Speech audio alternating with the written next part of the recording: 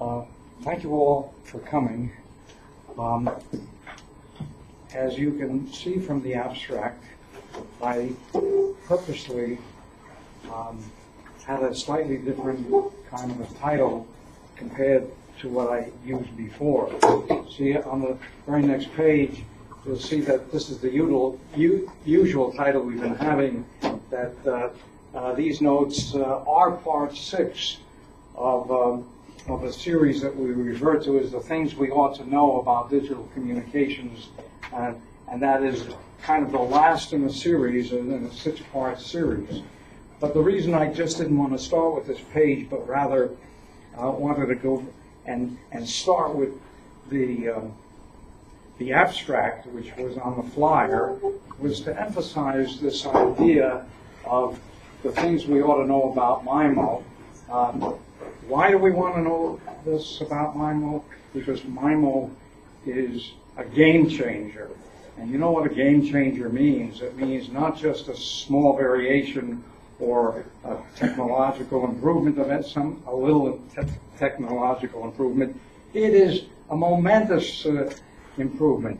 It is such a change that all communication, wireless communication standards of the future, I predict, will always contain some variation of MIMO because it is so phenomenal. And why is it phenomenal? You know, in this abstract, it's a reminder that the first time we probably learned about the importance of bandwidth and power came from Shannon in 1948, who pretty much told us, you know, those are our tools. That's all there is to it about what we have to work with, power and bandwidth. And it didn't take us long to realize that bandwidth is the more valuable of the two, and that's because we have to buy it or lease it. It's finite, it's scarce, and but notice what's so unique. What makes this a game changer? We had other very popular technologies like spread spectrum and OFDM as an example. Very creative, very clever, but all of those technologies just represent a clever way for users to simultaneously share a spectrum. It was always just a sharing. You got the spectrum, that's it. You don't have any more. Let's utilize it in an equitable manner. So that's what OFDM and spread spectrum is all about. And MIMO does that too. But MIMO does more than that. MIMO goes beyond that. With MIMO, we can effectively create new resources. That means come up with new spectrum. Well, one can never actually create new spectrum. You know, that's that God-given and government-controlled resource that we have. But you know, with MIMO, we can come up with such incredible increases in capacity that it appears as if we've just created new spectrum. We've certainly created new pipes by which we're reusing it. So this phenomenal improvement, and boy, that's all we've got to give people really, is either robustness or higher data rates. You know, and because of what this can do for us, I predict it'll always be used from now on. And so let's talk about it. Now, you remember in parts 1 through 5, we started with these 6 pages that said, being familiar with the items on the 6-page checklist, and this was a growing list, and probably when we started it, we only had 50 some odd items on a page, and now there are 70 items on these 6 pages.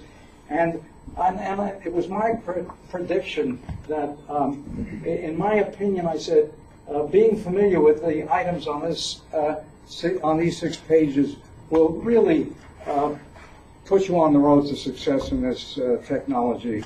And I even said, I'm giving you a tool in this case, a way to calibrate yourself. Take one item each day or each week, if you like, and just research it, according to the little parenthetic direction you have there, a section in the book or a particular paper. And remember how I came up with it. I came up with it because somebody at the Aerospace Corporation asked me to please participate in interviews for applicants for jobs, and I felt I had to do something than just say, I like what he looks like, or I like what she's saying, or the feeling I got. It's got to be more than a feeling. You got to come up with something quantitative. And so this was my idea, to create a questionnaire, and I'd ask them questions and see how they respond. So notice what I've given you. I've given you a tool. If you want to go out on a job, I can't think of a better way than to get to feel comfortable with answering all of those 70 items. So we've been through that already. I don't propose doing it again. But and so I'll just flip through and say, we end on the 6th page with the 70th item. But now, in reviewing what I told you, it seems to me that I've given you something too vast, 70 items to learn. It is a great checklist. It is a great thing for you to use to calibrate yourself for the next umpteen months, if you like. But there's something even more important, simpler, a condensed version. When I say, what are the things you ought to know, I think I can say it in a more compact way. And what is that compact way? Here on this page you see one of them. That is, in digital communications, parameters of interest usually fall into 2 categories. And notice what you're going to hear me say over and over again. That's all there is. And what I like about that little quote, that's all there is I want to give you the essential idea that you're not floating in a sea of vast amount of technical stuff that you almost don't know which way to turn when you want to get your hands on this technology. I'm pointing to a way to say, look, there are just some essential ideas, and when you need to branch out and make a selection, you know, your selection is just going to fall into 2 categories. And here's my example. Like, when it comes to performance of a system, you can either describe it in a quantitative or qualitative way. That's the same. All these are synonyms. That's the same as saying capacity or bit error rate. That's the same as saying, I'll look at the bandwidth efficiency plane, or I'll look at the BER plane. Or, in the words of this young lady, her name is Goldsmith, I forgot her first name. Should you be quick or should you be robust? Andrea Goldsmith had presented this a few years ago, and we'll show you what that means. So all these are synonyms for saying a quantitative type of performance, and all these are synonyms for saying a qualitative kind of performance, and that's all there is. You're going to emphasize one or the other, or some kind of a mix between the 2. And then when it comes to limitations, remember what Shannon taught us. Our 2 tools are bandwidth and power. And so the system is either going to be bandwidth limited or power limited, sometimes both. Waveform types, there are just 2 types. That's all there is. Phase amplitude or orthogonal, and they are as different as day and night. That's what we focused on in the last 5 meetings. Our tools, again, power and bandwidth. Corruption types were quite different. They're going to be intersymbol interference, or there's going to be AWGN type noise. The degradation, well, if you have intersymbol interference, that's going to give you distortion, which is on a BER curve will look like a bottoming out. Awful, awful. But if it's noise, well, it's not good, but it's not as devastating as distortion. So, and both of these will be independent from one another. And this manifests itself as just, you know, a right shift of the BER, but not a bottoming out. And when we talk about fading, you're going to see that there are either frequency selective or flat fading when we're talking about the effect of the terrain. But when we're talking about the effect of spatial changes, which means you're in a mobile situation and you're moving faster or slower, then we're talking about fast or slow fading. So this is an idea, again, of, and all of those 70 items on the 6-page checklist are questions that are taken from these essentials. But even this listing wasn't quite enough for me. I said, I want to give you a 1-page picture that you can sort of put in your wallet, if you like. And that is, these are the things you ought to know and ought to keep in mind about the major categories for which there's always just two places you can go, and that's all there is. So there's the Shannon capacity theorem, where there's two tools working for us. There's either bandwidth or power, signal-to-noise ratio. And we've got a lot to say about equating like things to like things, which we've said it before, but I'll say more about it later today. And then waveform types, two types only. There are the phase amplitude waveform, which means a point on this flat piece of paper on a plane, on a complex plane, or an orthogonal set, which means axes that are mutually perpendicular to one another. There's corruption. Now remember what we said, a simple loss is a right shift of the BER. So many decibels lost that you have to come up with. But a distortion, that is devastating. That's a case where there's a bottoming out. How much more EB over N0 would you require to make this 10 to the minus 5 when it bottoms out? You know, an infinite amount, or there is no amount of EBNO that will give you what you might want. And so, again, and the planes that you might look at for your performance. The BER plane is this one. The bandwidth efficiency plane is this one. And the resources, again, you've got, if you're bandwidth limited or power limited, you're in this region on the bandwidth efficiency plane. If you're power limited, you're on this region. And then multipath is either flat fading or frequency selective fading if the terrain is the cause, slow fading or fast fading if the speed of the vehicle is involved. And now we're talking about MIMO. And so remember with MIMO, remember we're talking about quick or robust. And that's what we have here. And we'll talk about that shortly. Okay, so I've just written down in words everything I've just said here, so I won't repeat it. But now I ask the question, what are our resources? Remember, those are our tools, the only things we can play with in this game. And what do we want to accomplish?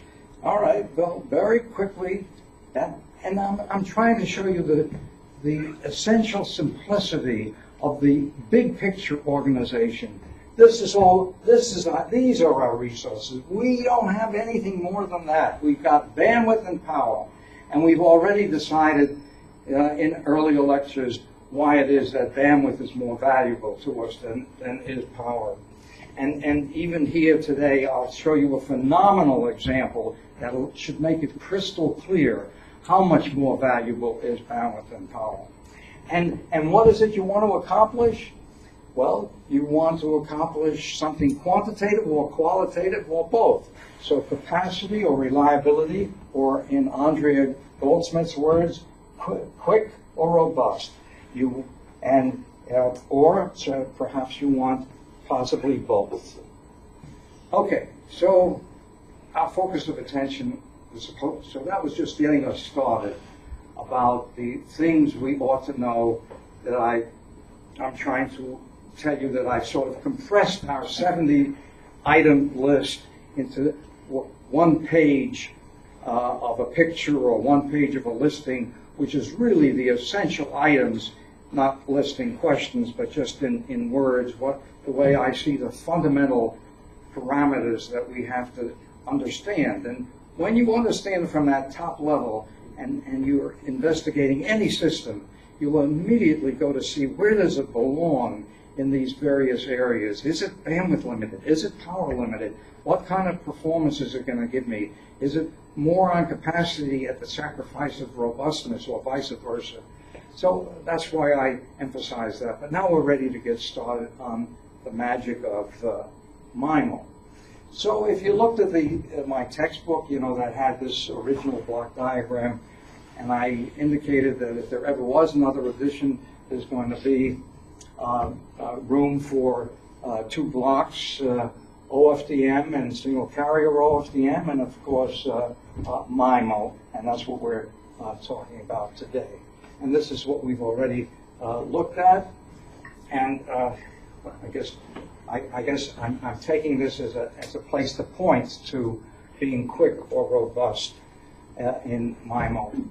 So what this page says is that MIMO will allow you to improve BER, that means be more robust if you like, or increase capacity, which means go to a higher and higher bit rate if you like, or both, without expending any additional power or bandwidth. Isn't that amazing? So, let's see. For robustness, we send the same signal via multiple paths.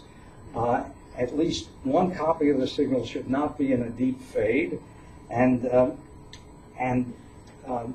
quick means multiple different signals yield increasing capacity. That means you send different signals on different paths. So taking a look at this picture about would you rather be quick or would you rather be robust? So on the top is a case where you're being quick.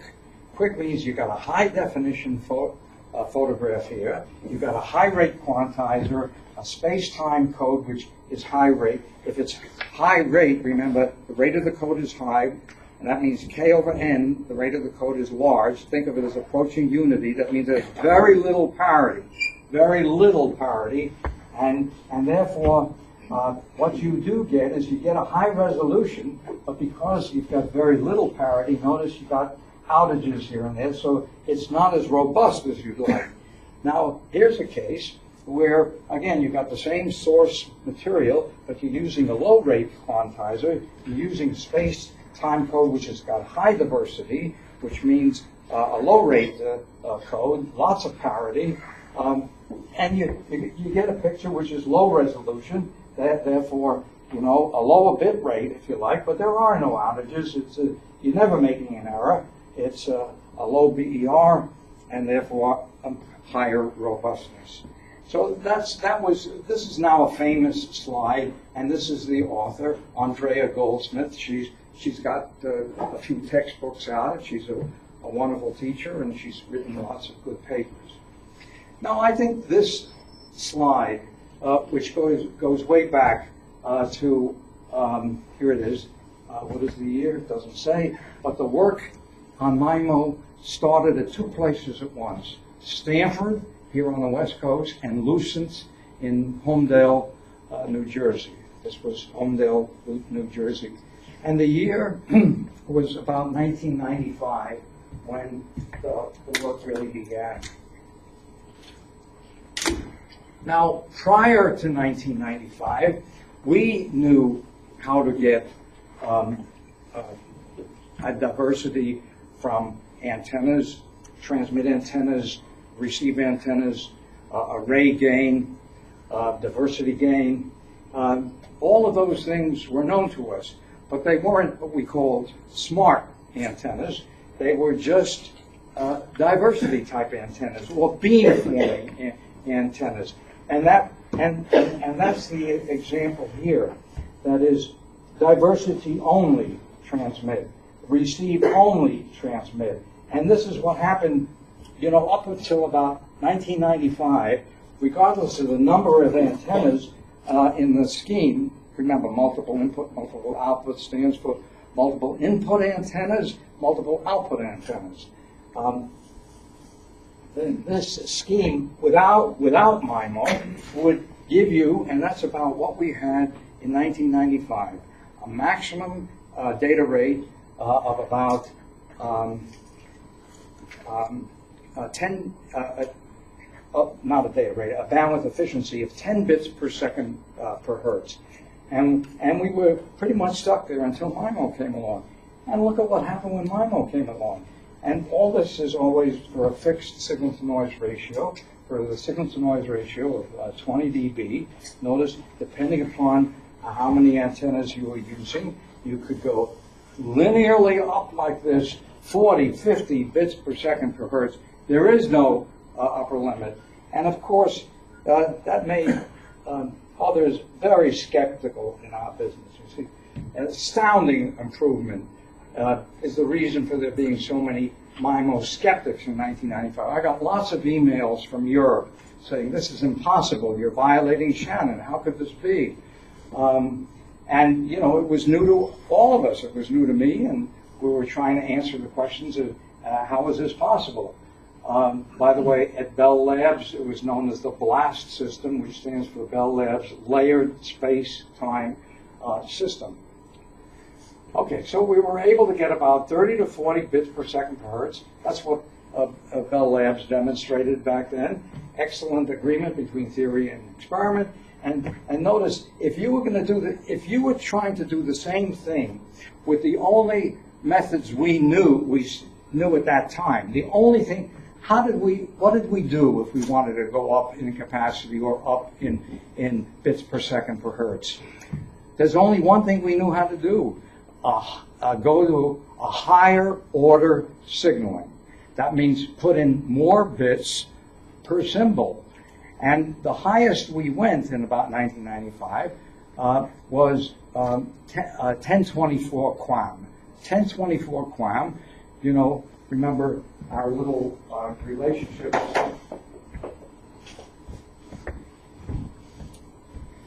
M, the set size, M, is equal to 2 to the K. This is the symbol set size. Is equal to 2 to the K, where K is the number of bits.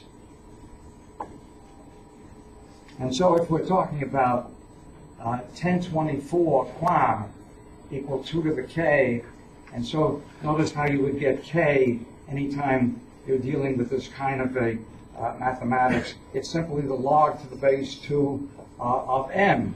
And of course, you're talking about K is equal to 10 bits.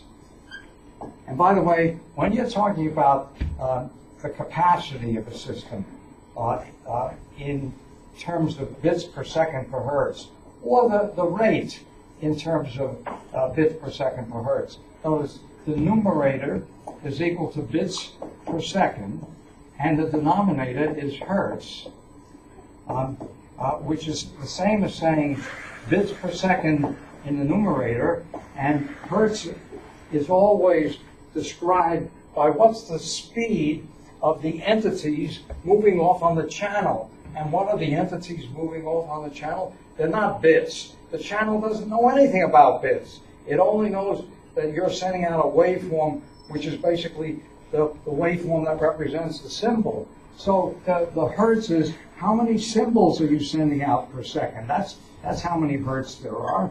You know, symbols per second is hertz. So notice that the per seconds cancel out, and what you got is bits per symbol. So immediately you see that you can verify what you have over here. You see, how do we, 10 bits per second per hertz? Well, just using 1024 QAM, you see with 1024 QAM, you're sending off this number of symbols, each one having K bits, and therein is to say 10 bits per second per hertz is the same thing as saying 10 bits in every symbol. And that's all we were used to, and that's as far as we could go in 1995 until they came along with the kind of signal processing that allows us to do something. See, here we call this just transmit diversity and receive diversity. We are now talking about something we'll call a hyperdiversity. That is, we exploit the two diversities working together with the proper signal processing to go beyond what ordinary diversity would do for us. So you remember from when we talked about fading channels earlier, we had these various kinds of transmission types. A represents a line of sight, which is just free space. B represents a simple reflection, as you would have like a mirror off of a building. C represents diffraction, which looks like a bending around an object like a hill or perhaps a building.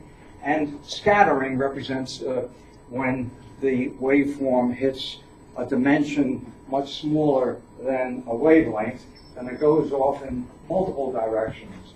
So you remember that we talked about that before, and notice that in the past, anytime we were talking about any kind of multipath, we tried to fix it with spread spectrum or OFDM, but notice that MIMO is going to exploit multipath channels. We desire a rich multipath.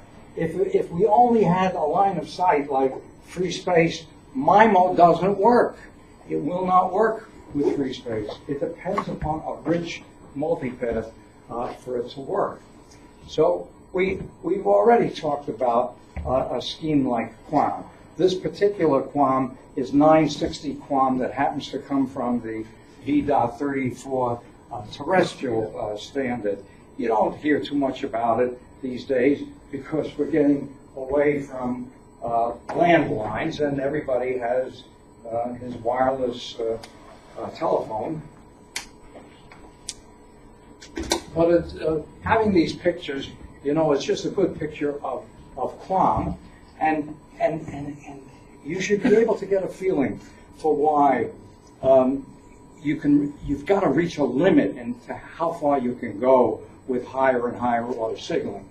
Notice every one of these, in this V.34 standard, every plane has 240 points on them, and there are 4 planes, like pages in a book, making the whole constellation of 960 points. And that is the standard. These days, you can build just on one flat piece of paper a 32 by 32 array, a square array that is 1024. But this will serve our discussion that, notice, every time you're going to just increase it by 1 bit. Every time you increase the bandwidth efficiency by 1 bit, it requires a doubling of the points. In other words, think of it as a 1024 system, which it carries 10 bits per symbol. If you wanted to carry 11 bits per symbol, you need 2048 points. If you wanted to carry 12 bits per symbol, you need to double it again, 4096 points, and so on. And so we've already pointed out that, you know, bits per second per hertz, or bits per second per, this is the same as hertz, is the same as bits per symbol, because the seconds cancels out. So, but I think it's worthwhile that I remind you that in a wireless system, if this were a wired system, computer machine to machine, these would be baseband pulses that would be put out.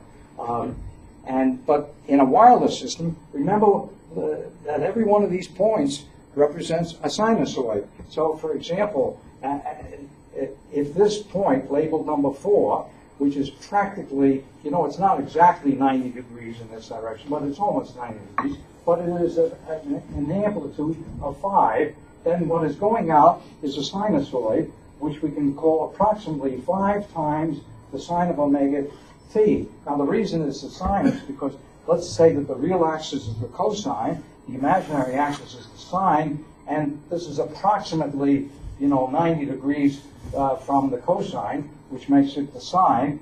It's not exactly.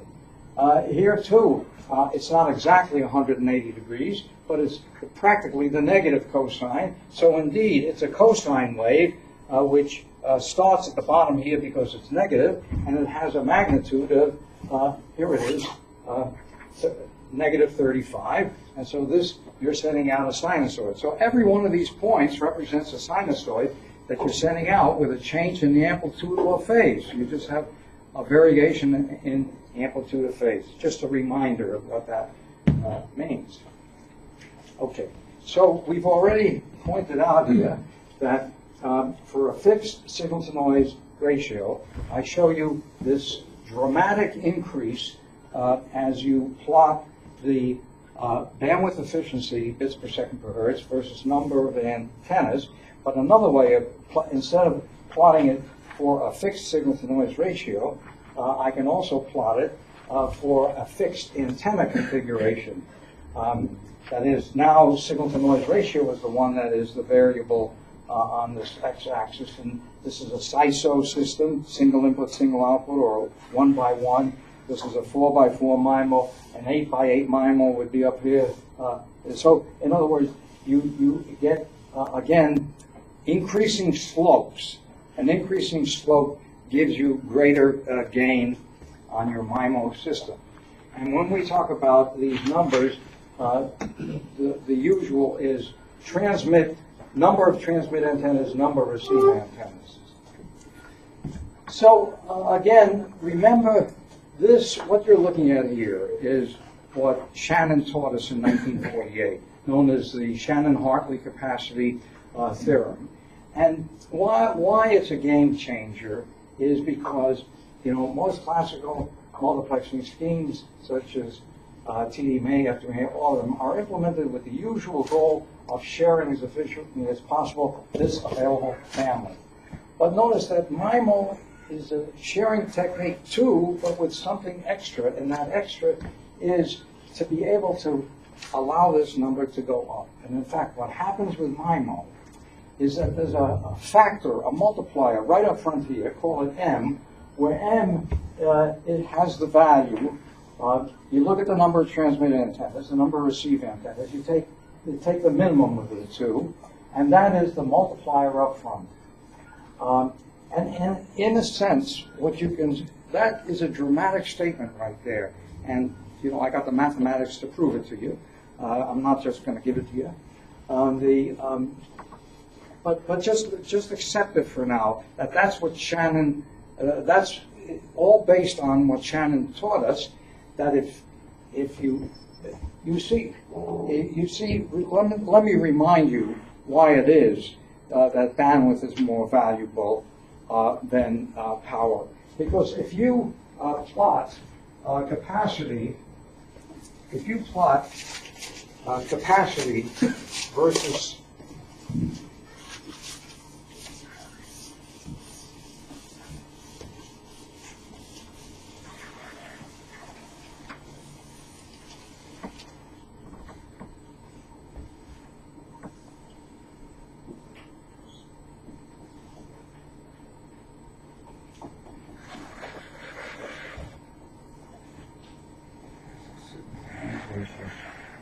this is what you're going to get, a kind of a bottoming out. And the reason it asymptotes like this is because signal-to-noise ratio is inside the logarithm sign. But if you say, let me plot this, any other colors besides red? This one.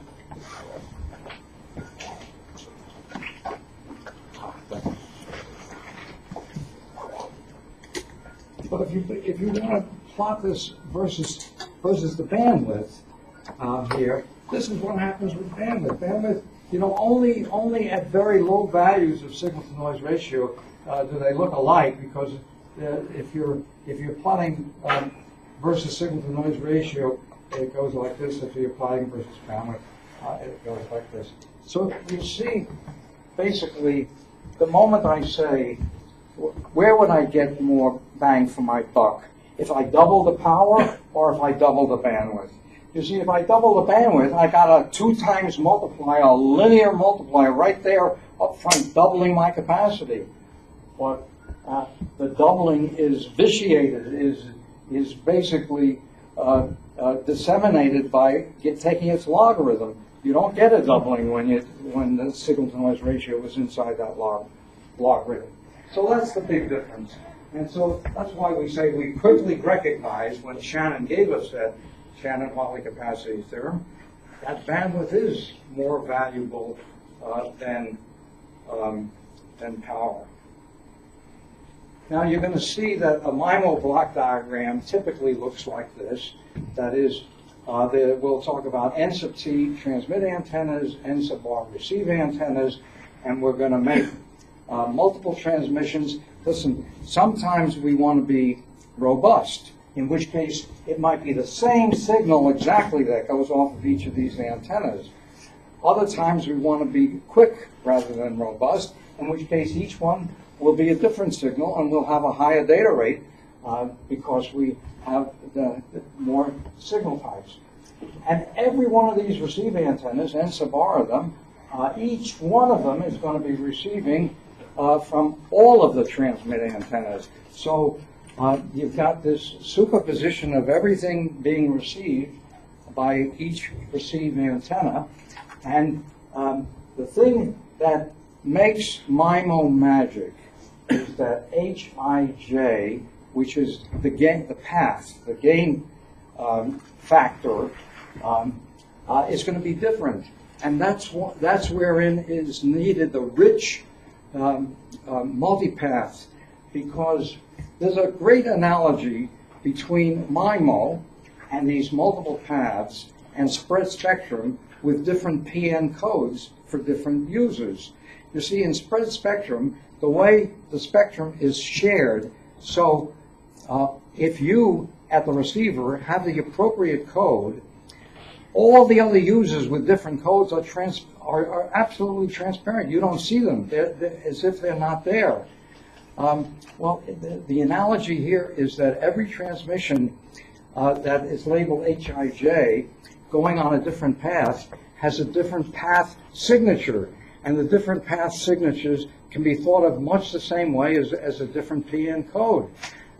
So with the different gain signatures, we have the ability to do the signal processing that will separate them. So again, you see the same sort of thing here. I'm going to go through this pretty quickly. So we can think of this gain matrix H as happening in a channel, and there's going to be coding, modulation, weighting, mapping here, and the same sort of thing here. Now notice that in other applications we've used the letter little h, which is here going to be path gain component in that big matrix capital H. And in the past we've always used it as an impulse response in the time domain. So be careful. There's a sharing of letters here, but here it's a path gain, and in the past it's been an impulse response. And we can think of the gain matrix H as a sinusoidal steady state response. There's a great similarity between what happened in OFDM. OFDM channels fit nicely into our assumed MIMO channel model. Narrow band, here they are. Flat faded, here they are. Flat faded, each of the tops are flat. Having received phasers described with complex valued gain factors, easy equalization in the frequency domain. When you want to equalize something, just a multiplication by a complex number is all you need. A scaling. You couldn't be simpler than that in the frequency domain. That's what this is saying. Okay. Now, OFDM paved the way for MIMO. This is one of the slides that says it. OFDM's most important contribution to wireless. Is it better because it has better bandwidth efficiency? OFDM does have, if you recall our talk last time I was here on OFDM, has a 2 times improvement in bandwidth efficiency because remember there was a 50% overlap of all the spectra. Do you recall that? Anybody recall that 50% overlap? So it is better from a point of view of bandwidth efficiency, but notice that is not the most important contribution that paved the way for MIMO. And here's the most important. It was that cyclic prefix that made it possible to trick the channel to appear as if circular convolution had taken place instead of a linear convolution. Now with linear convolution, I mean, you send something up. The channel physically only knows how to do one thing. You send out a waveform, and you ask how is it being received. It's only through the process, the mathematical process, which came about in the 1800s, convolution. We learned how to figure out how this mechanism physically works. You convolve the waveform, the beautiful looking waveform that came out of the transmitter, with this impulse response of the channel, and that's what's received. And notice that, and if there is going to be distortion, and there will be distortion, and the reason in OFDM that was distortion is because the sinusoid that you sent out, it didn't start when time began, and it doesn't go on forever. It's got boundaries. It starts because a switch turned it on, and it stops because a switch turned it off. There is a discontinuity. The moment you have a rectangular envelope on that sinusoid, you just put a discontinuity onto it. It's got boundaries, and those boundaries, when it comes time to equalizing it in the time domain after it's been gone through the channel with this kind of convolution, it is, a fairly difficult. Well, you have equalizers, you see them, they look like tap delay lines, they all look alike. But notice what happened in OFDM, where we use this cyclic prefix to do circular convolution, and in circular convolution there are no discontinuities, because once what we did with the cyclic prefixes, as it was received in the receiver, we did linear convolution. That's the only physical thing a channel can do, and we threw away the cyclic prefix. Means we threw away the discontinuities, and what we're left with makes that we tricked the channel in a way. We made it appear as if there was circular convolution that took place, and what we were left with is a steady state form of the waveform, which now lent itself to characterize it with a gain matrix rather than so we in effect changed the channel from a convolutional channel to a multiplicative channel. And this is a reminder. This slide came from the last time I was here. Do you remember? We showed you this is what a channel does. That's all a channel can do. It's crazy to even talk about the channel doing circular convolution. How can a channel do circular convolution when it means this? You send out a waveform, and remember, circular means that the earliest transmission has to coincide with the latest transmission. So you got to grab the beginning of it and paste it on to the end. I mean, how could you physically do circular convolution in the world, in the real world? You can't. Once you've sent it out, it's gone. So all you can do, that's the physics of convolution in a wireless real world, this is what happens. And the beauty of a CP, cyclic prefix, and why it ever came along, is here are the discontinuities having to do with that rectangular envelope at the beginning and at the end. And so we did linear convolution. This is the linear convolution. But when it arrives at the receiver, we throw away the cyclic prefix, which is throwing away the discontinuities at both ends. And what are we left with? Look, the values that we're left with is the same as the values inside this linear convolution. So the values inside that region are identical, but it's circular. And in effect, you can think of it this way. Because if you look at the spectrum of what we just did, see, imagine starting here and going around here and then picking up, this is the spectrum of that rectangle, which comes from that rectangular envelope. And by having thrown away, see, if we kept the discontinuities, we'd have to open this up, and between the start and the finish, there'd be those discontinuities. But because we threw it away, the start equals the finish. There are no discontinuities. Therefore, it serves as calling it a steady state response. It's just the waveform. And that's the magic of what OFDM did for itself. I mean, they did it for OFDM, but how it paved the way for nicely talking about a gain matrix instead of having to convolve with impulse responses all the time. See, so after discarding the discontinuities carried by the cyclic prefix, what remains is a steady state signal as would have arisen from circular convolution. So this little trick of throwing away that cyclic prefix makes it seem as if the channel did something that it couldn't really do physically. Everybody see that? Okay, and here's an example of the way we treat No. This is what we do in MIMO. We have waveforms S1 and S2. This is a vector that was launched out of the transmitter, and we multiply by the H matrix. These are gain factors, multiple gain factors. We could never do that before when we were trying to get an equalized look at the signal that was received. We couldn't. That's a simple kind of an equalization we're going to be able to do just by multiplying,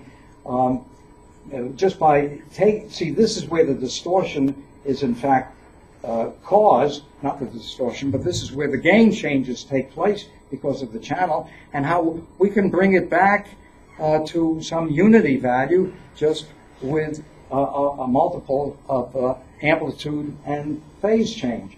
So working this way is the first, I'll bet you the first time in your career of engineering courses that you sent something off on a channel and you didn't convolve.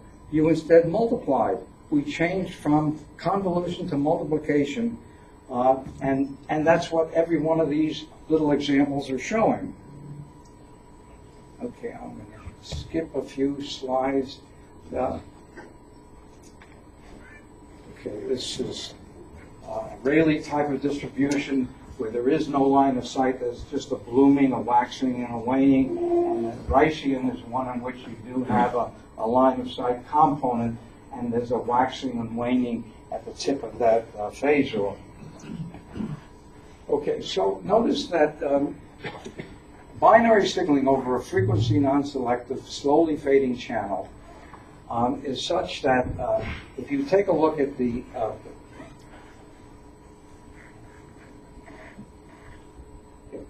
this is what the classical modulation types, coherent PSK, coherent FSK, differential PSK, this is non-coherent, this is non-coherent. These are the classical formulas, all involving some, we'll call alpha is basically a fixed attenuation alpha. And generally, in every textbook, alpha is taken to be unity. So if you just take unity, you've got the classical definitions for just transmission in an AWGN channel, no fading, no multipath at all. That is classical. Now, the moment you start having this kind of fading associated, so for the multipath case, alpha, that was unity in the classical case, is now a Rayleigh distributed random variable, and alpha squared, when you've got Rayleigh distribution on alpha, is called chi-square distributed. And all that this means is for any reasonable amount of EV over N0, that means other than a very, very small amount, when it's much larger than 1, then notice what all these relationships that had been, if you plotted them, they all look like the waterfall exponential shape, and now they look like inverse linear. They look like, some constant over EV. Every one of them looks like this. Every one of those relationships looks like the probability of bit error is equal to some constant over EBNO. Just a straight line, an inverse straight line relationship as a function of EBNO. And again, it means, with the exception of this very small amount where there's a little bit of curvature up here, they are straight lines. There is our going in position for MIMO. You see, MIMO won't work when you got AWGN and you don't have a rich multipath. So these are what is known as the slow fading and flat fading Rayleigh limits. Because if you start having anything worse than that, there's going to be a bottoming out, and you're going to have frequency selective or fast fading. But this is the limit of the fading where there is no distortion yet.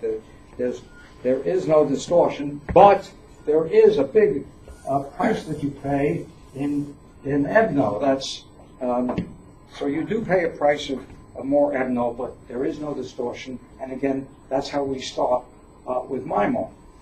And so notice that what we've got listed here is L is a diversity factor. That means, you know, it's almost like saying if I repeat this 2 times or 4 times with independent looks, how many views do I get of the signal? And if it's a crappy view and I don't want the same old crappy view. So an independent view means that hopefully if they're not correlated in any way, some of them will be better and some are going to be worse. And this is what it tells me, is that as L goes up, one independent look, 2 independent looks, 4 independent looks, and so forth, these inverse linear relationships start moving in the direction of AWGN, exponential shapes.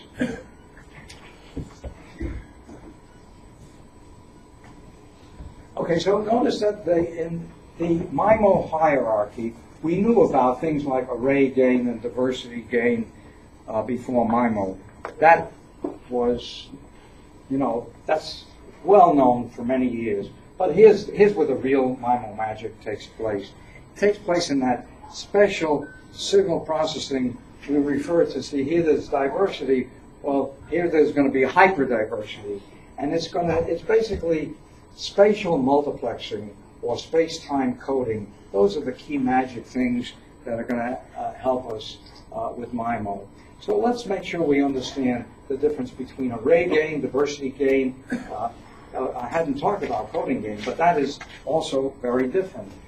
So well, let's see what we mean by array gain. I want to take a look at the average signal-to-noise ratio out of a system as being equal to the expected value. Remember, each one of these is a gain factor on a particular path. So you've got, let's say, n paths in this MIMO world.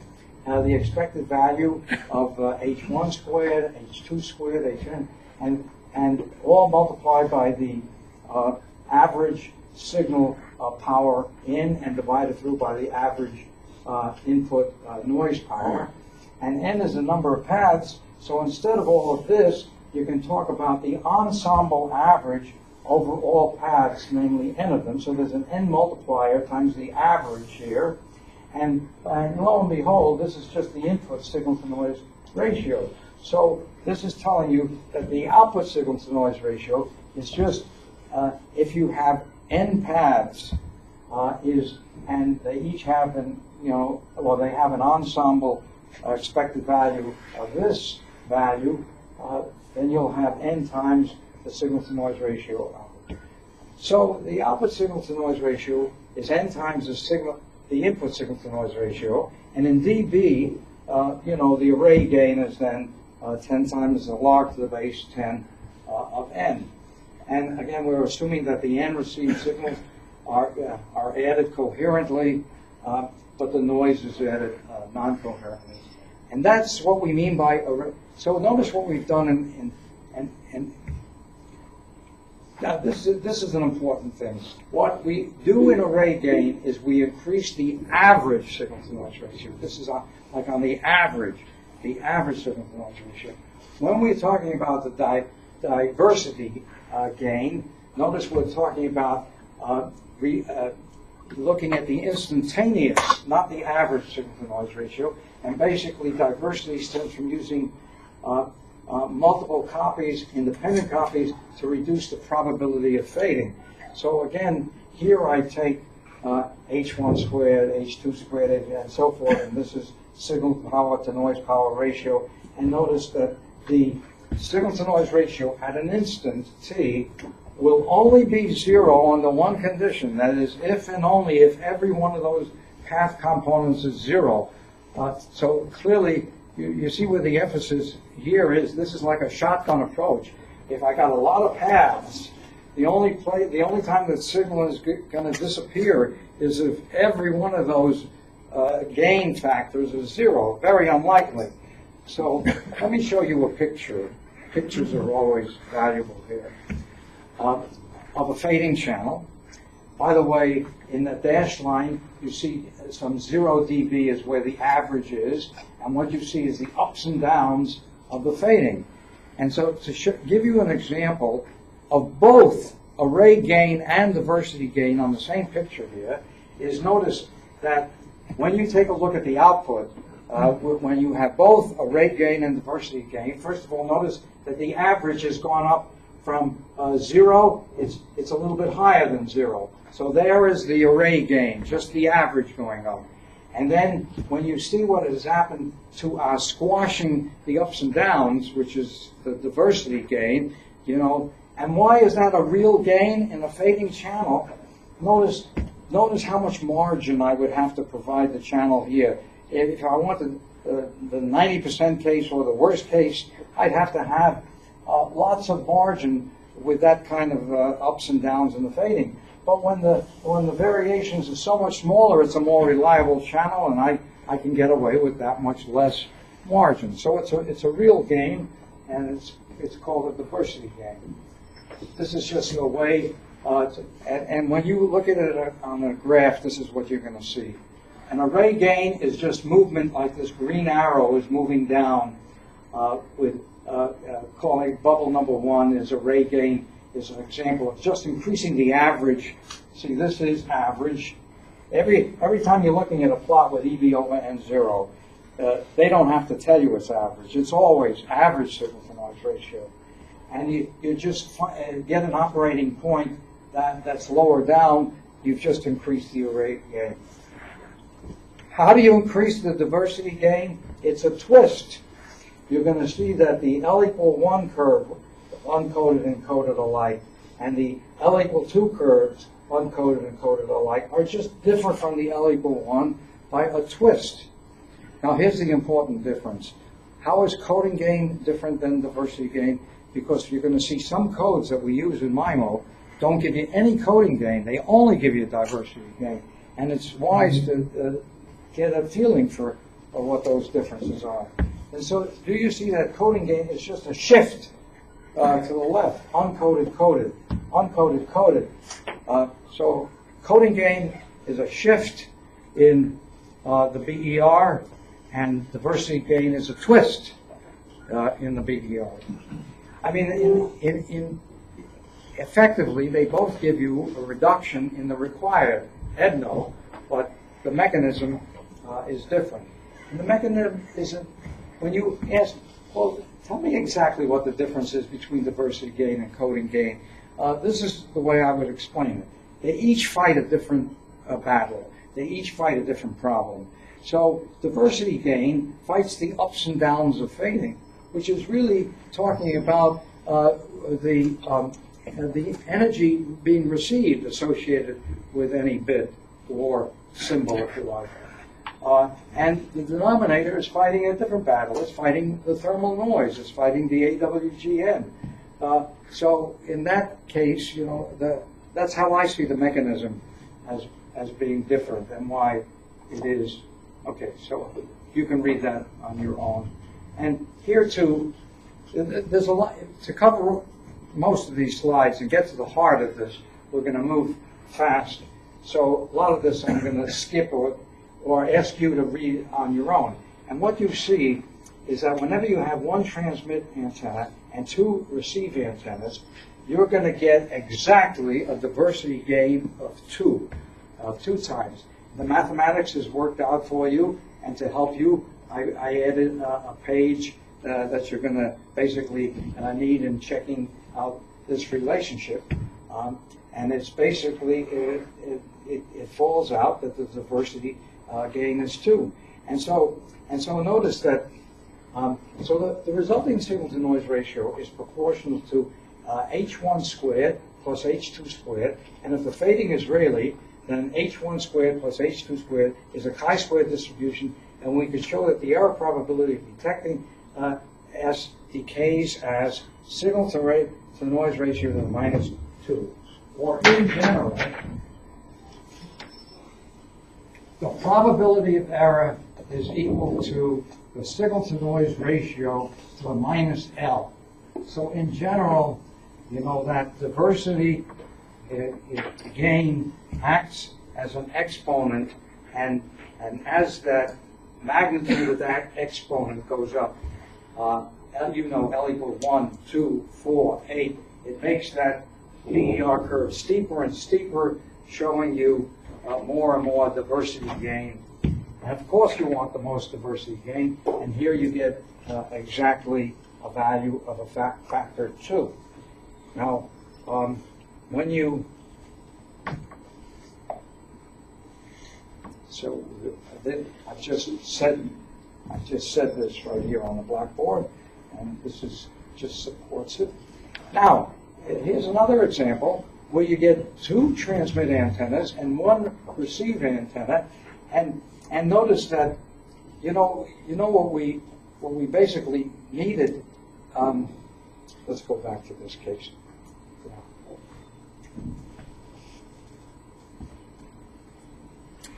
Notice that the weights that the receiver puts on here, weight 1 and weight 2, are chosen to be proportional to H1 and H2.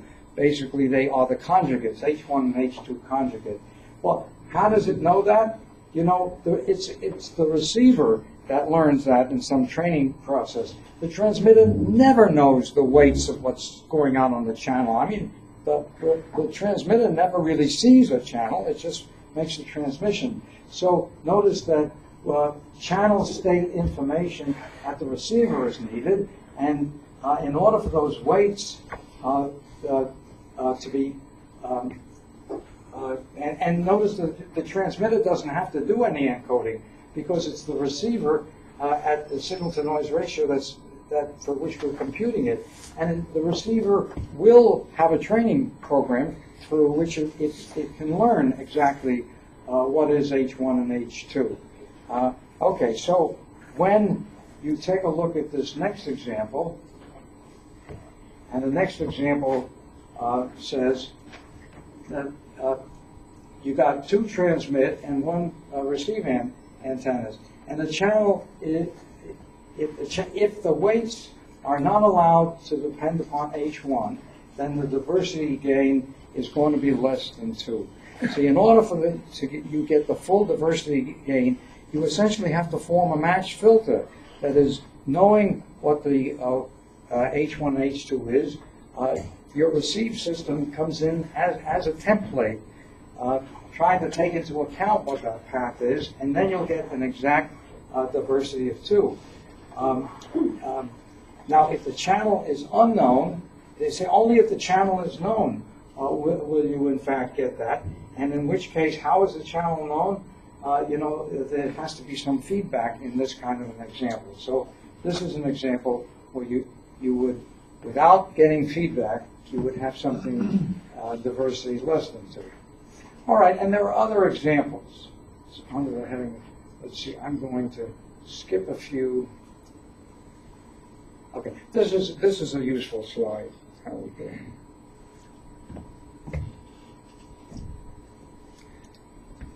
So I think this is extremely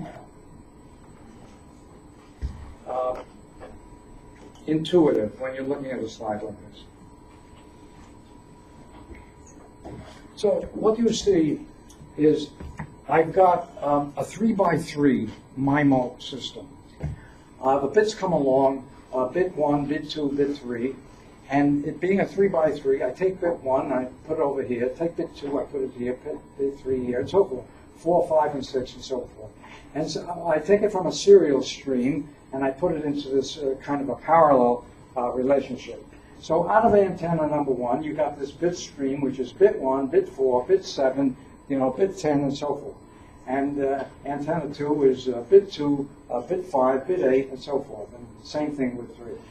And every time it makes whatever it transmits, notice that at the receive end, B1, B2, and B3, each of them are receiving all of the transmissions from A1, A2, and A3, and therefore, when you're taking a look, and if you think of this as being a QPSK, where one of these points are being sent out, and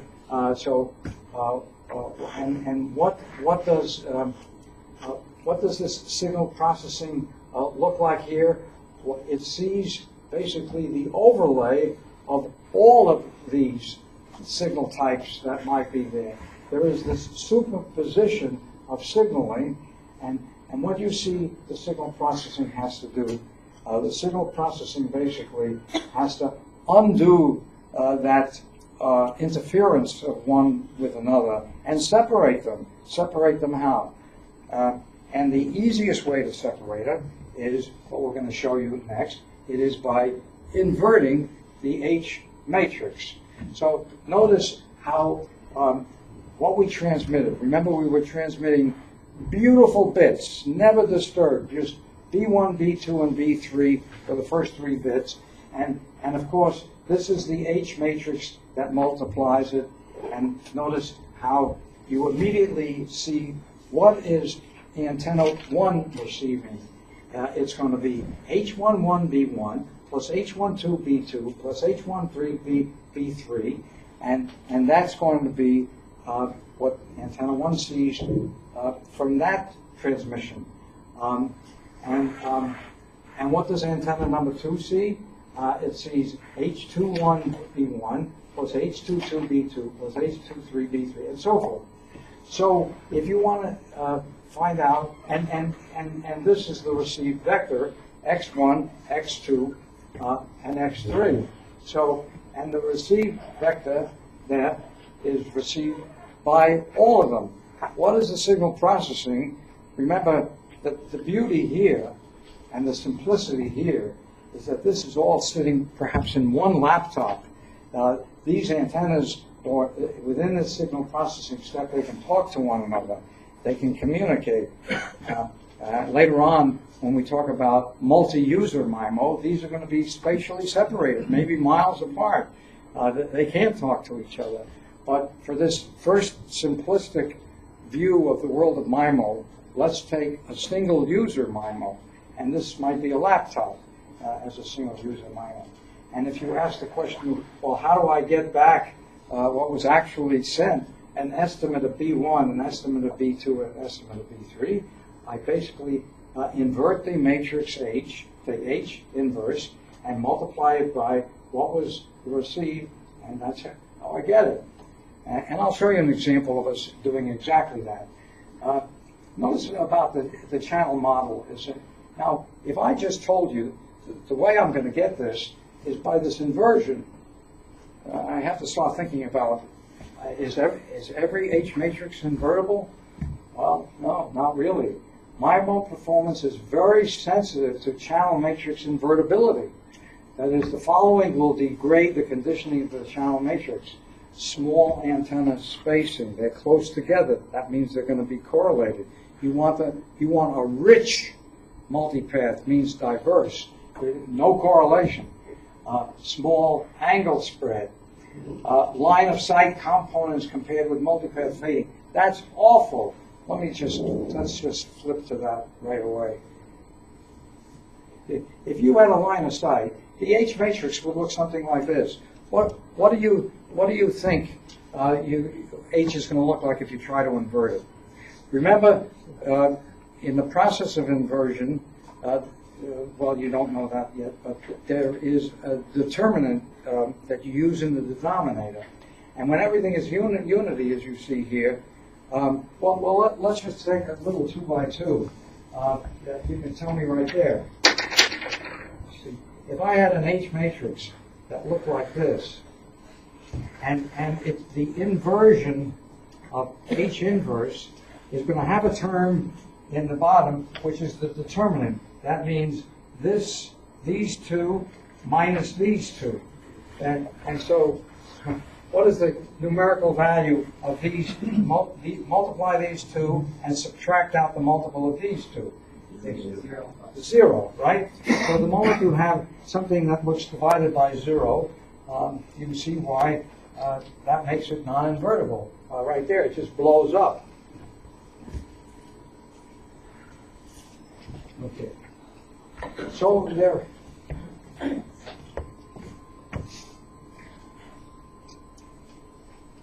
going to skip a few slides. And, by the way, this is a slide that also tries to pay its respects to what OFDM did for us. Remember, a steady state fixed frequency sine wave is the only wave shape which can traverse the channel without any change in shape. The only changes will be the gain changes, amplitude and phase.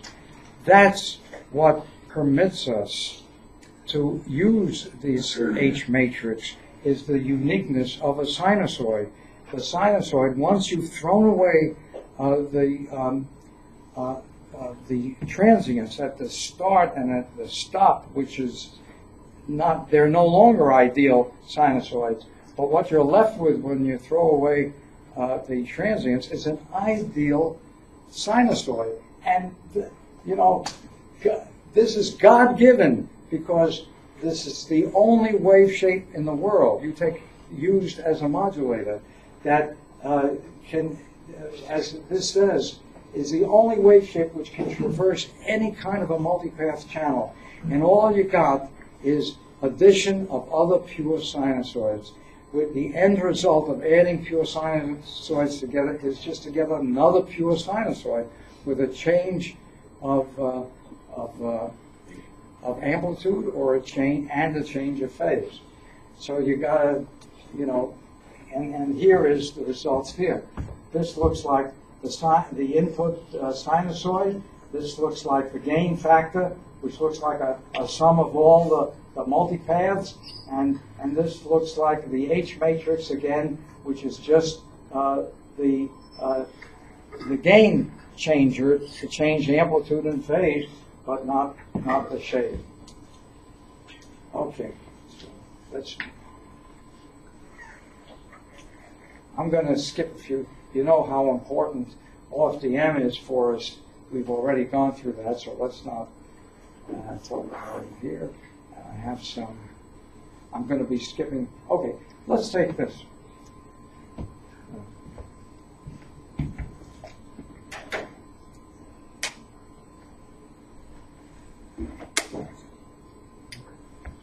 Consider a 2x2 MIMO system with a channel gain matrix for a particular frequency. I've tried hard to come up with a rich diversity, as rich as I can, and here's my choice here. The receiver must learn H, and for a mobile receiver, of course, H of T must be frequently relearned, but this is the H I give you, and this is the little 2x2. I got a system where I got 2 transmit antennas, I got 2 receiver antennas.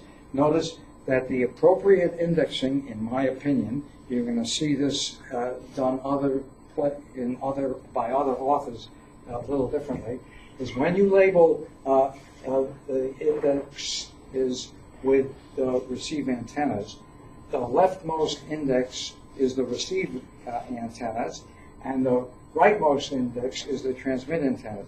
See, that's a little different than the way we describe the M by N MIMO system. We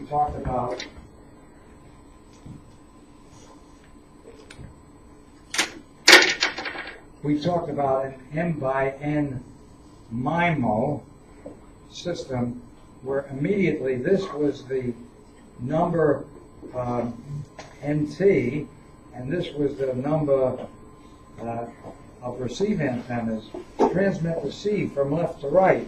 And here we've changed the order, and we're saying transmit is the one on the right and receive is the one on the left, and for a very logical reason, because it's nice to simply say, you know, by doing the ordinary arithmetic, what does receiver 1 receive? It receives T1 transmission multiplied by this one, and then sum together what is receiver 1 received from the other source.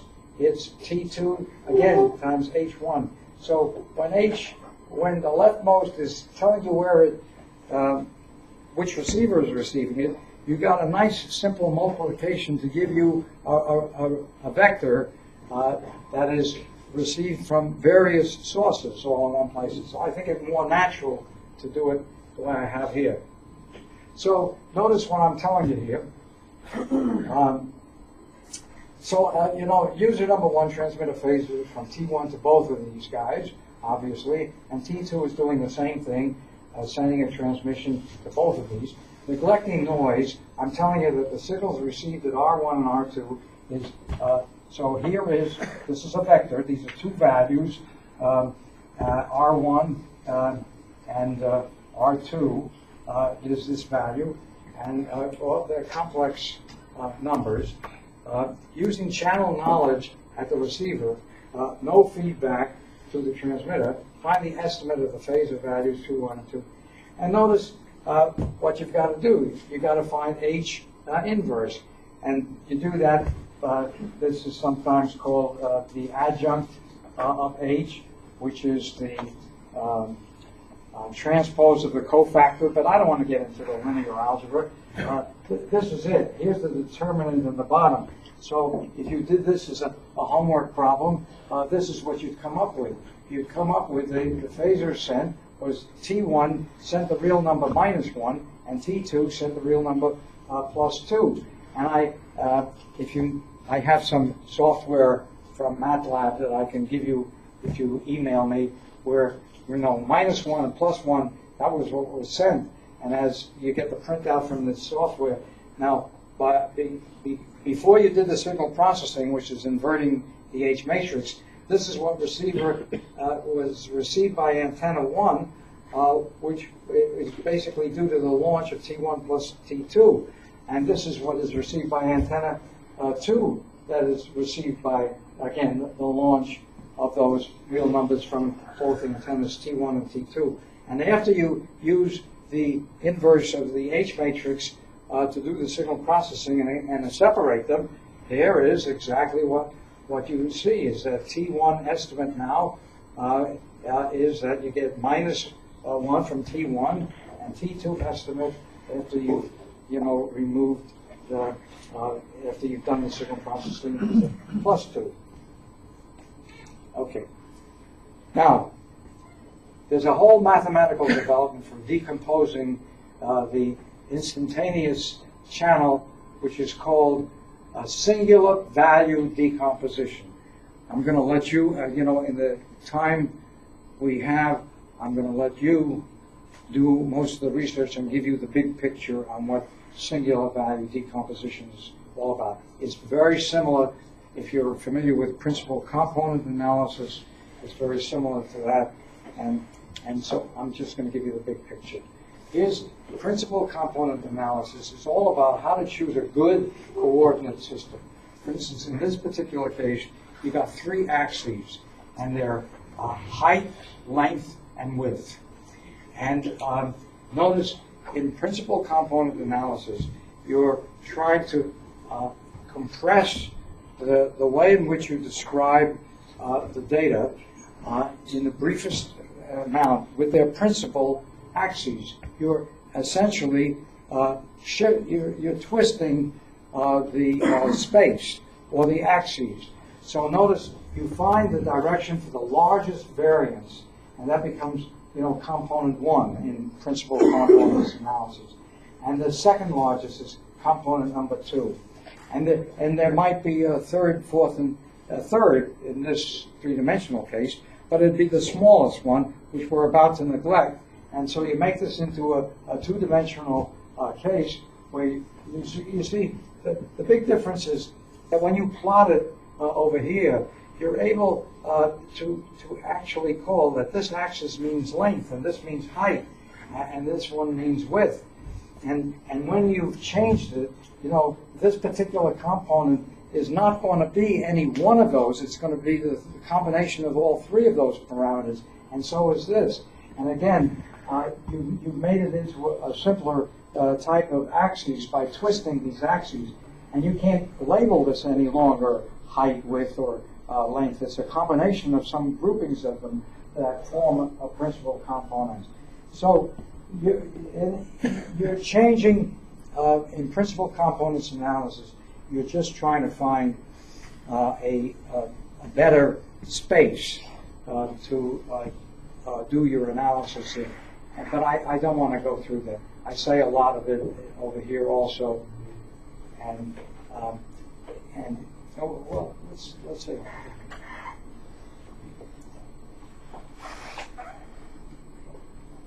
Okay. this is a nice little example if you want to learn a little bit about it, and that is that what we're about to do in principal components analysis.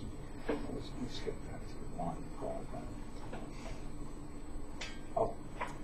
So notice that the H matrix is decomposed into what we call an eigenvector U, a lambda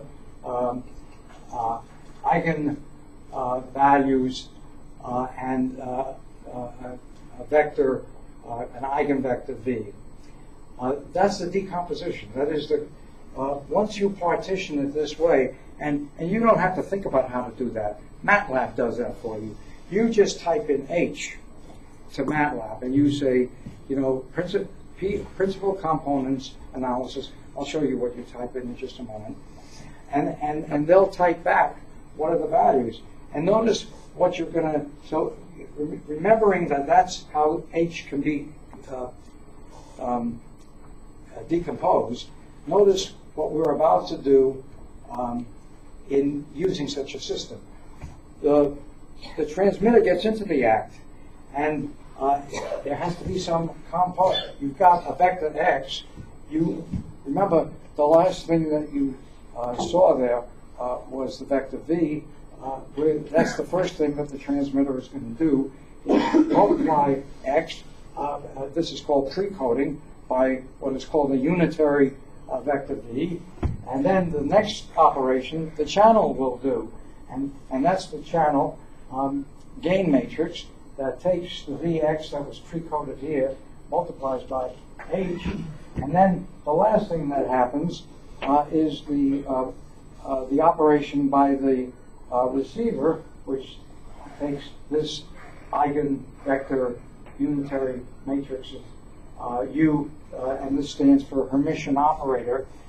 And so, and that's what the system does. So if you take a look at a little example, and by the way, let's just say, when you so let me just read this. From the transmitter processing, we get the transformed vector, the data multiplied by the vector V, done by the transmitter. The channel next operates it. Here's the, so notice we start from right to left. Out goes the vector, then came the precoding of the transmitter, then came the operation of the channel, and then we operate on this HVX at the receiver with this matrix U Hermitian, and this is basically what you get. We're working from right to left, and lambda is referred to as we call lambda the net operation of what gave rise to Z, and it's the eigenvalue matrix is what it's called. We of course have control over the matrices U and V. The only thing we don't have control over is H. That's the channel. So we choose the U and V that we have control over to diagonalize this matrix, this eigenvalue matrix. And notice that the elements squared are the eigenvalues of the which represent the strongest subchannels that we have in this system. So the eigenvalue matrix can be viewed as refinement of the H matrix. It portrays the effect of the channel in terms of rotated axes, which forms its principal components. Again, this being the largest, the next largest, and so forth. And what that does, it gives us the ability. Oops. It gives us the ability here.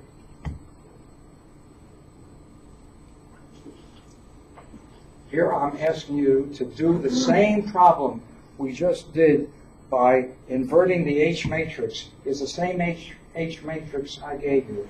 You know what the vectors were sent because we solved the problem by inverting the matrix. And we got that transmitter 1 sent -1 and transmitter 2 sent +2. And so here's the important exception compared to problem 1. For this problem, we assume that the channel knowledge H is fed back to the transmitter, and neglecting noise, I'm asking you with this homework problem, verify using singular value decomposition signal processing that the receiver can accurately estimate the data, this data, from the transmitters T1 and T2. And so notice how you do a problem like this. This is how you go into, see, knowing H, you type it into your MATLAB program, and then you prompt it by saying left bracket U, S, this is the eigenvalue matrix, V, these are the unitary, the pre-coding at the transmitter, the post-processing at the receiver. You write down U, S, V, right bracket, equal, singular value decomposition, SVD, and MATLAB knows H because you had to have given it in the previous step. And look at what it spits out. It spits out the values for that. And so here's what I did. I started with knowing what was actually transmitted, a -1 and a +2. We found that out the first time we did the same problem with inverting the H matrix. And this is MATLAB information. MATLAB spit out V, so this is what MATLAB gave me, and then so I multiplied it by X. That's the first thing that happens at the pre-coding. Then let's call that little v. This is the multiple that comes out of the transmitter. Notice the next thing that happens is the channel effect gets multiplied. So this is what MATLAB gave me. Oh no, I took what MATLAB gave me and I multiplied it by v. No, excuse me. Excuse me, I said that all wrong. Look, I gave you H, remember, I know H, so I didn't have to get that from MATLAB. So I took that H and I multiplied it by this last step, and this is what MATLAB has given me, or it might not have given me U permission. It probably gave me just U, as you see typed in here. But I conjugated it and transposed it. So that's what I'm now going to operate on with the last thing that you saw here, which was HV. And so, again, what you get out here is the product of these three, and that is Z, the output of this device, which is some multiple of X.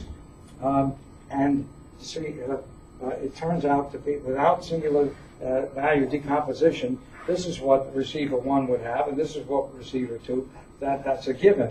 But notice that the next thing you're going to do is you're going to do this multiple, and you're going to get a multiple of some k times this x of -1c. So that's a verification. Okay.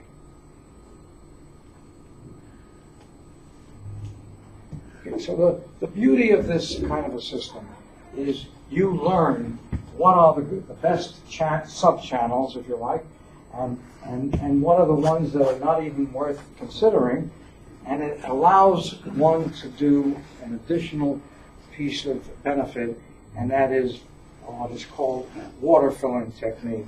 The water filling technique is a mathematical technique which looks upon the channels 1 through n as forming a kind of a wash basin in terms of signal to noise ratio, where the noise level is in white, and what you're going to do is learn how much power is optimally allocated to those subchannels by filling up a basin of water. That is, some level here is the filling operation, and then what the relative numbers of magnitude in black for each one of the columns is telling you how much signal power should be applied in order for optimal type of performance. And notice that in some cases, look, the noise is above the water level, in which case you give no signal power in that subchannel. That's a terrible subchannel. It's very noisy.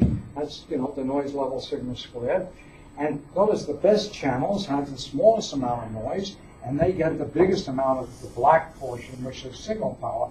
So again, If you allow this to happen, that's another benefit, another added benefit, where the transmitter can play the part of deciding power allocation, and it gives you a benefit. And again, in the interest of time, we have too much to cover.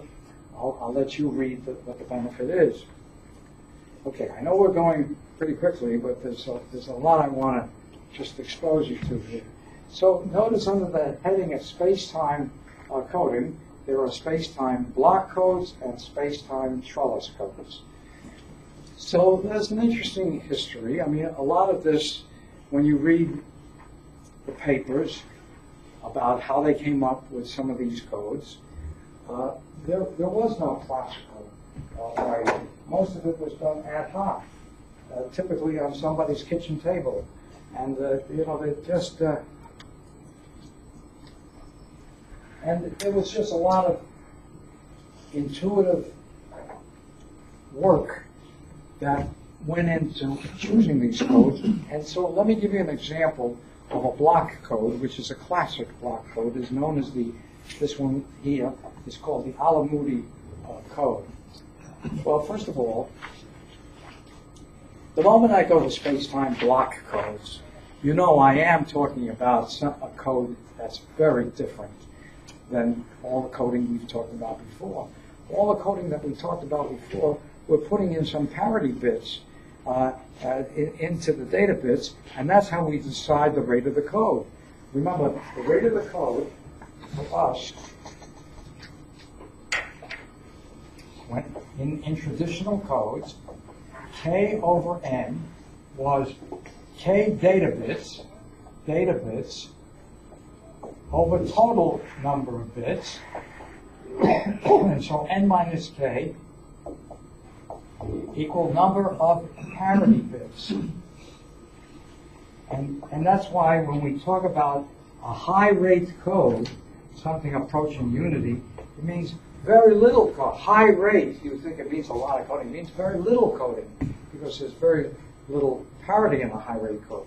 A low rate code, as this number starts approaching zero, a very small number, means that the denominator is very large compared to the numerator, and that you got a huge amount of parity. So low rate means lots of coding, high rate means little coding, but notice rate has to do with bits.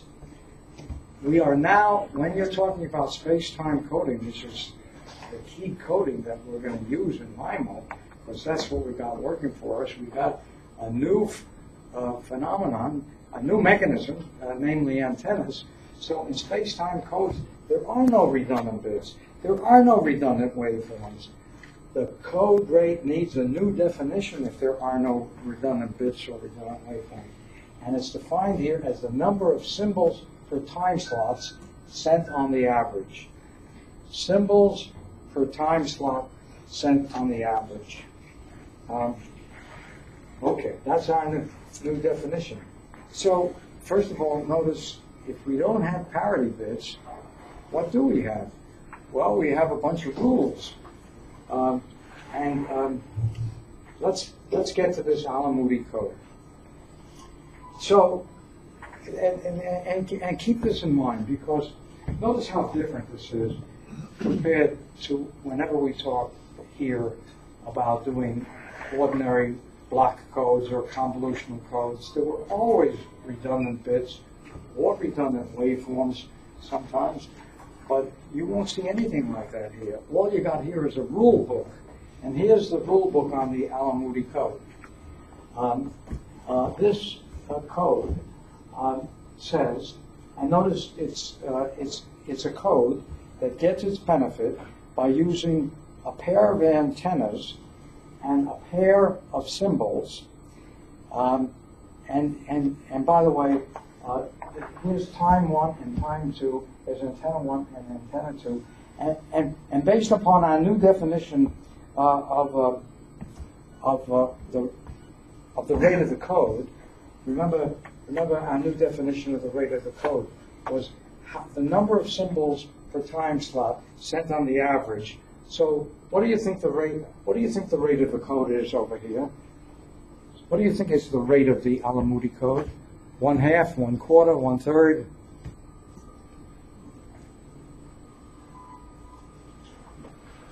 Anybody got an idea? This is a classic code. This code is being used in many, many standards, wideband CDMA standard.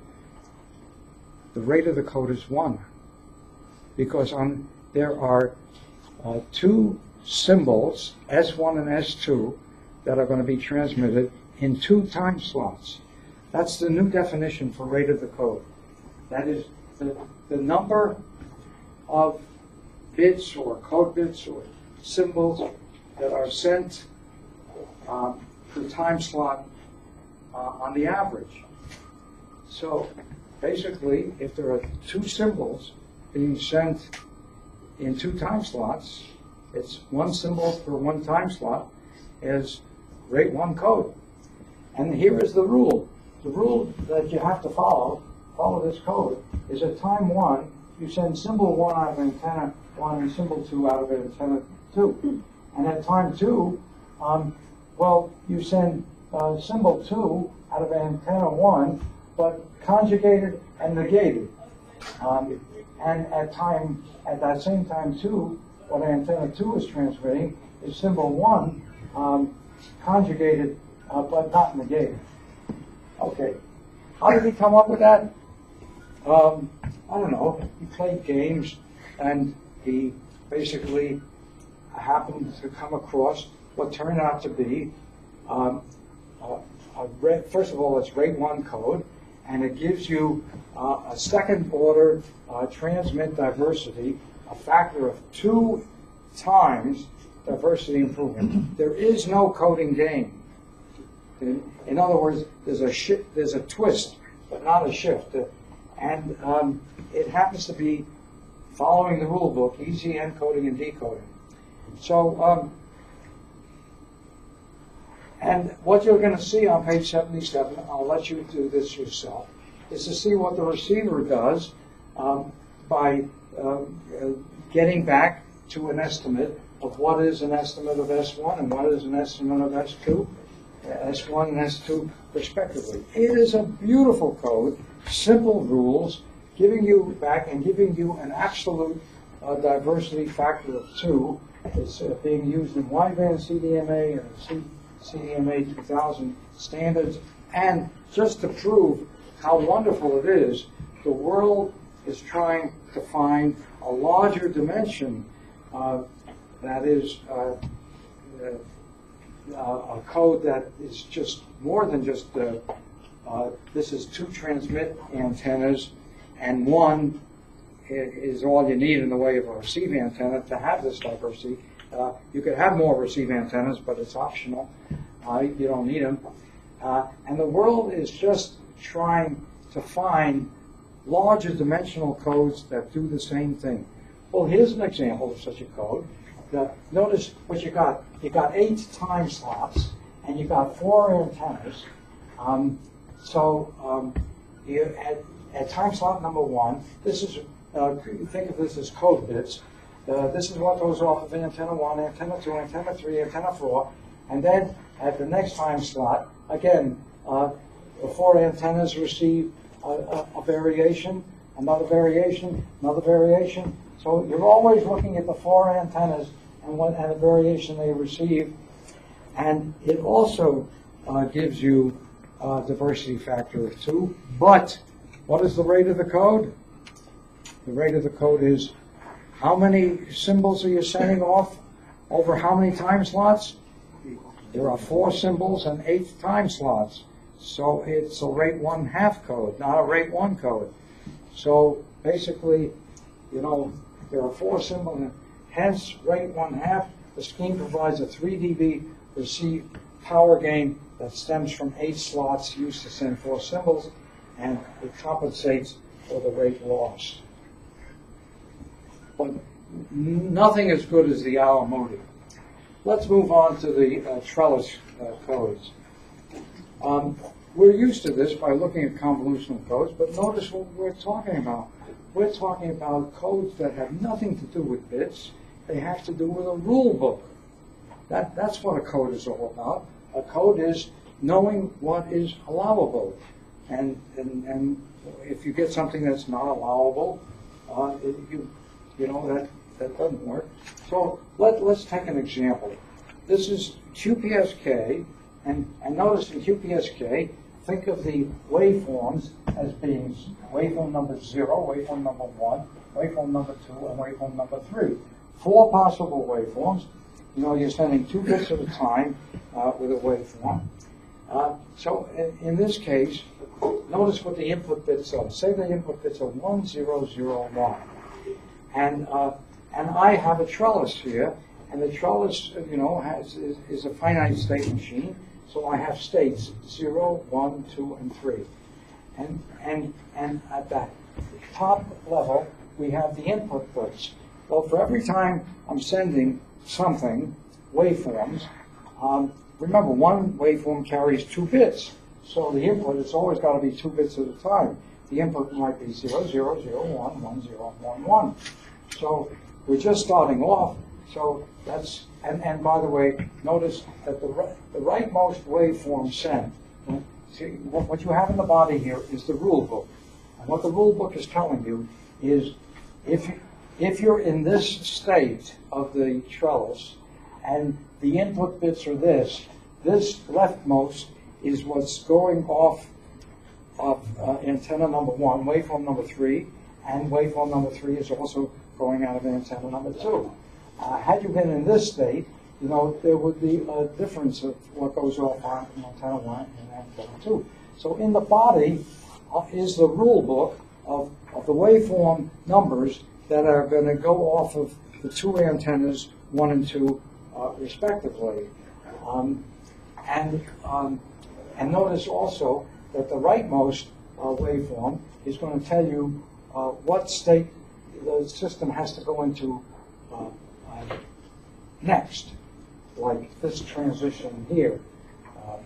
And the first entry, it was the starting state, which is state number 3. So there's a lot of structure in here, and let's take this example.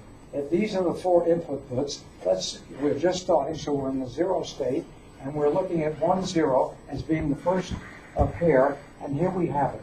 1, 0 is the message being sent, and you're doing it by sending a 0 waveform out of antenna 1 and waveform number 2, which is opposite, that sort of makes sense, from antenna number 2, and this being number 2, the rightmost, is telling you you're going to transition to state number 2 next, and this being 0, the leftmost is always 0 because it's telling you the starting state.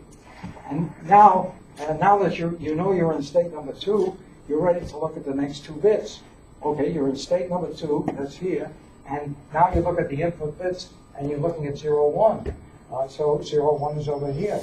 So that says out goes waveform number 2 and waveform number 1, and this tells you you're next going to transition to this state. Okay, so you got a rule book, and in this rule book, if you follow the rule book, you can figure out what the coding gain is in this simple. And by the way, I showed you a code like the Al-Moody code that had absolutely no coding gain, only diversity gain. Trellis codes in general have coding gain. I think it has something to do with there being a trellis, but I'm not positive. So in this little example, notice, I'll very briefly show you. You can check yourself on how we figure it, how you figure that this is a 3 dB coding gain. Because first of all, I'm going to to get the coding gain, I'm going to form a ratio having to do with distances. You know, the biggest distance of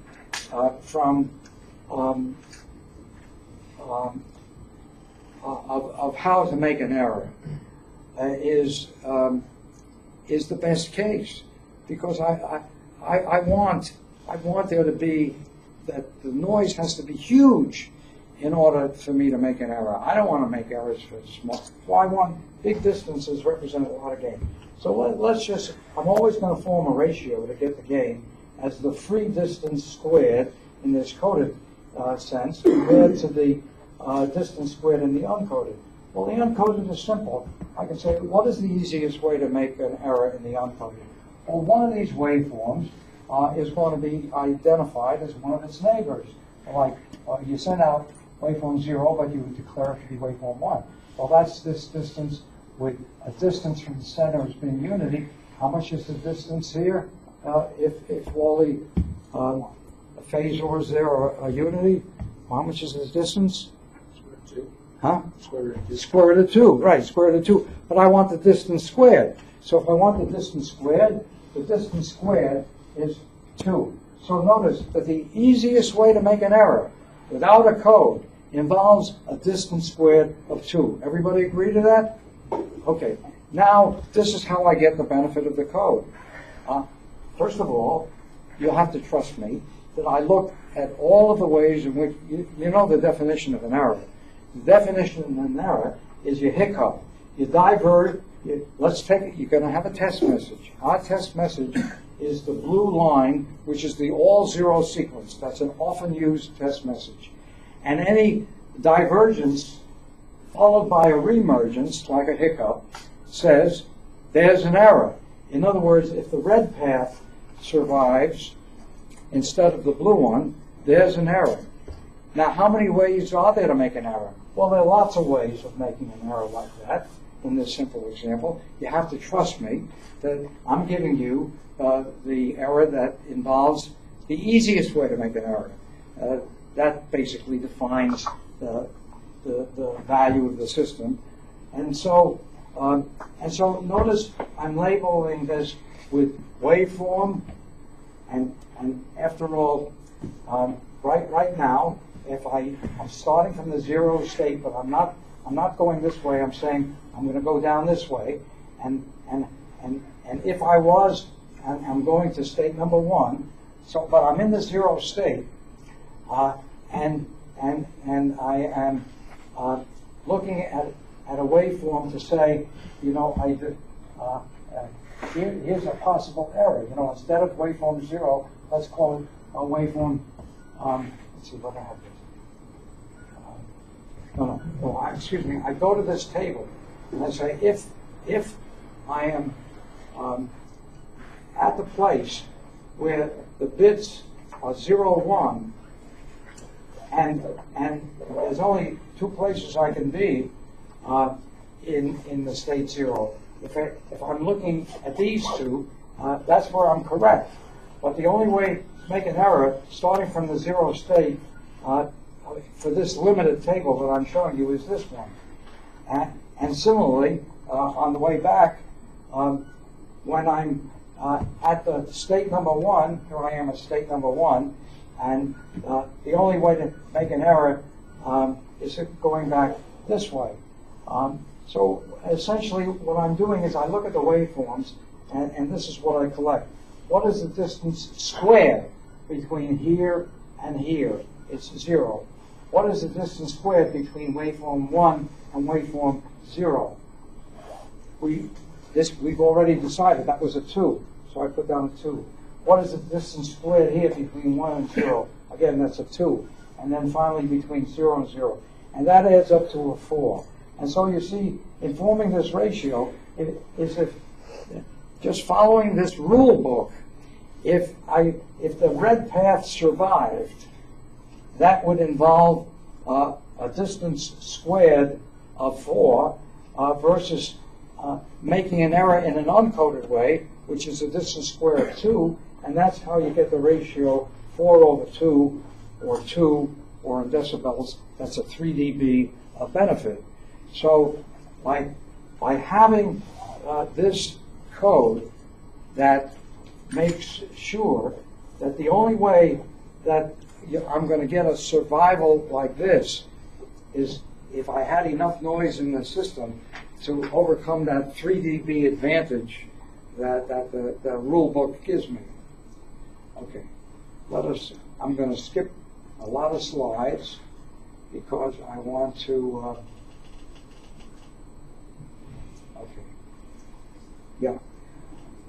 I want to get to the heart of the people who Oshini and Gans were the researchers back in the early 90s that came up with this that looks like a very formidable linear algebra expressions for single input, single output, single input, multiple outputs, multiple inputs, single output, and finally the one we're interested in the most is the MIMO. And what EP stands for is equal power consideration, which means all that means is I can't give myself the benefit of saying, more transmitters, it means I'm going to be receiving more powers. I should always normalize by the number of transmit antennas, and that normalization appears as you see in both of these cases. Now, I want to show you why this little example in what looks like formidable mathematics really devolves into what is the Shannon-Hartley capacity theorem, which is, some, let's call it C over W, is going to be some factor m times 1 plus, m times the log of 1 plus the signal-to-noise ratio. And of course, this is that multiplier m that makes it so magical for us that with more and more and more antennas, that linear multiplier goes up. But we want to at least get a feeling that we believe it.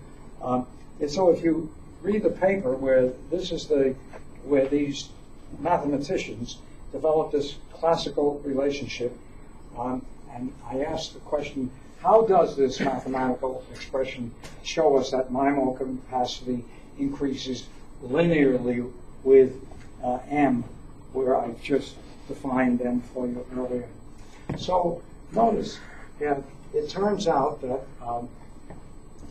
as the number of transmit antennas go higher and higher and higher, let's say approach infinity, but clearly larger than the number of receive antennas.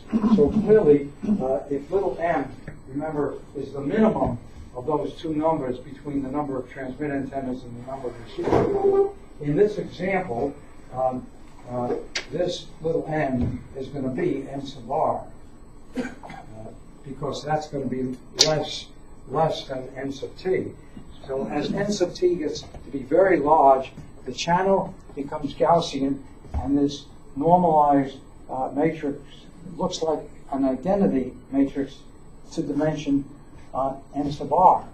So again, for fixed n sub r and large number of transmit antennas, by the law of large numbers, this 1 over nt, h transpose, and h Hermitian approaches, as I said, this identity.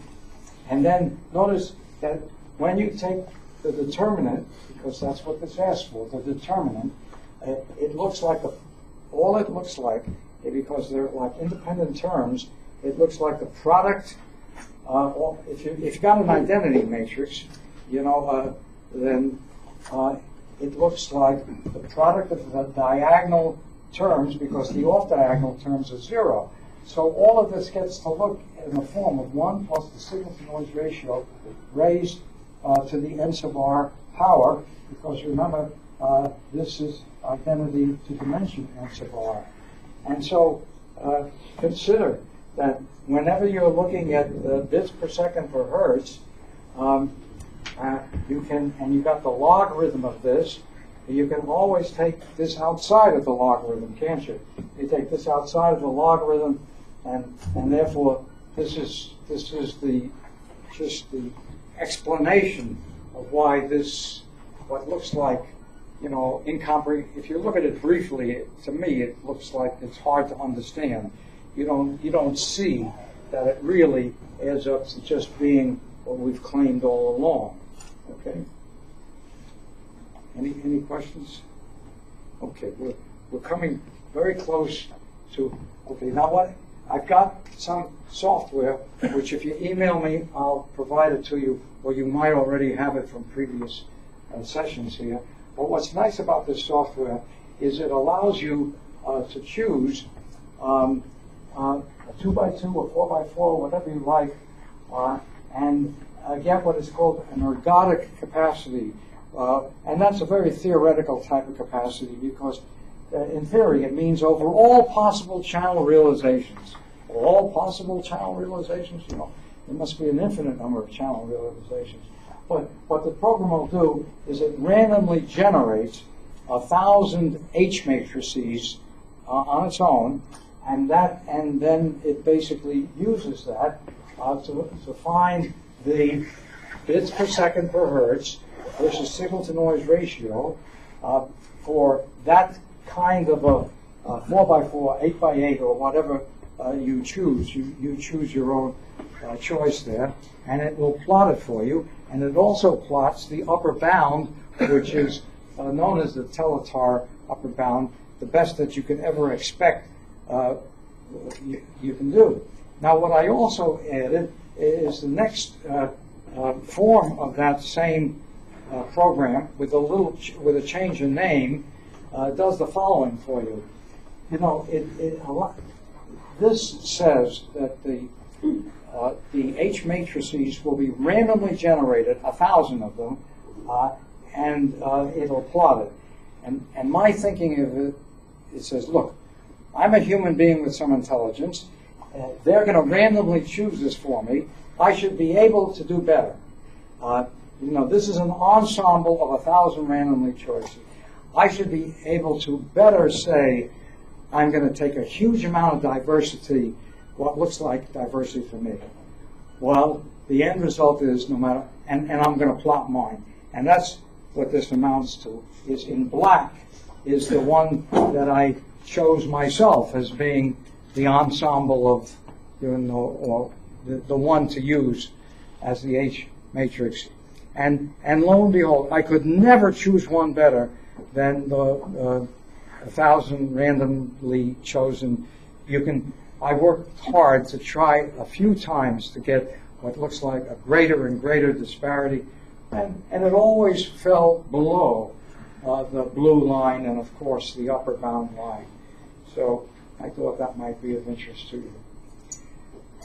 This is a repeat. Notice that this plot down here has just transmit diversity and receive diversity.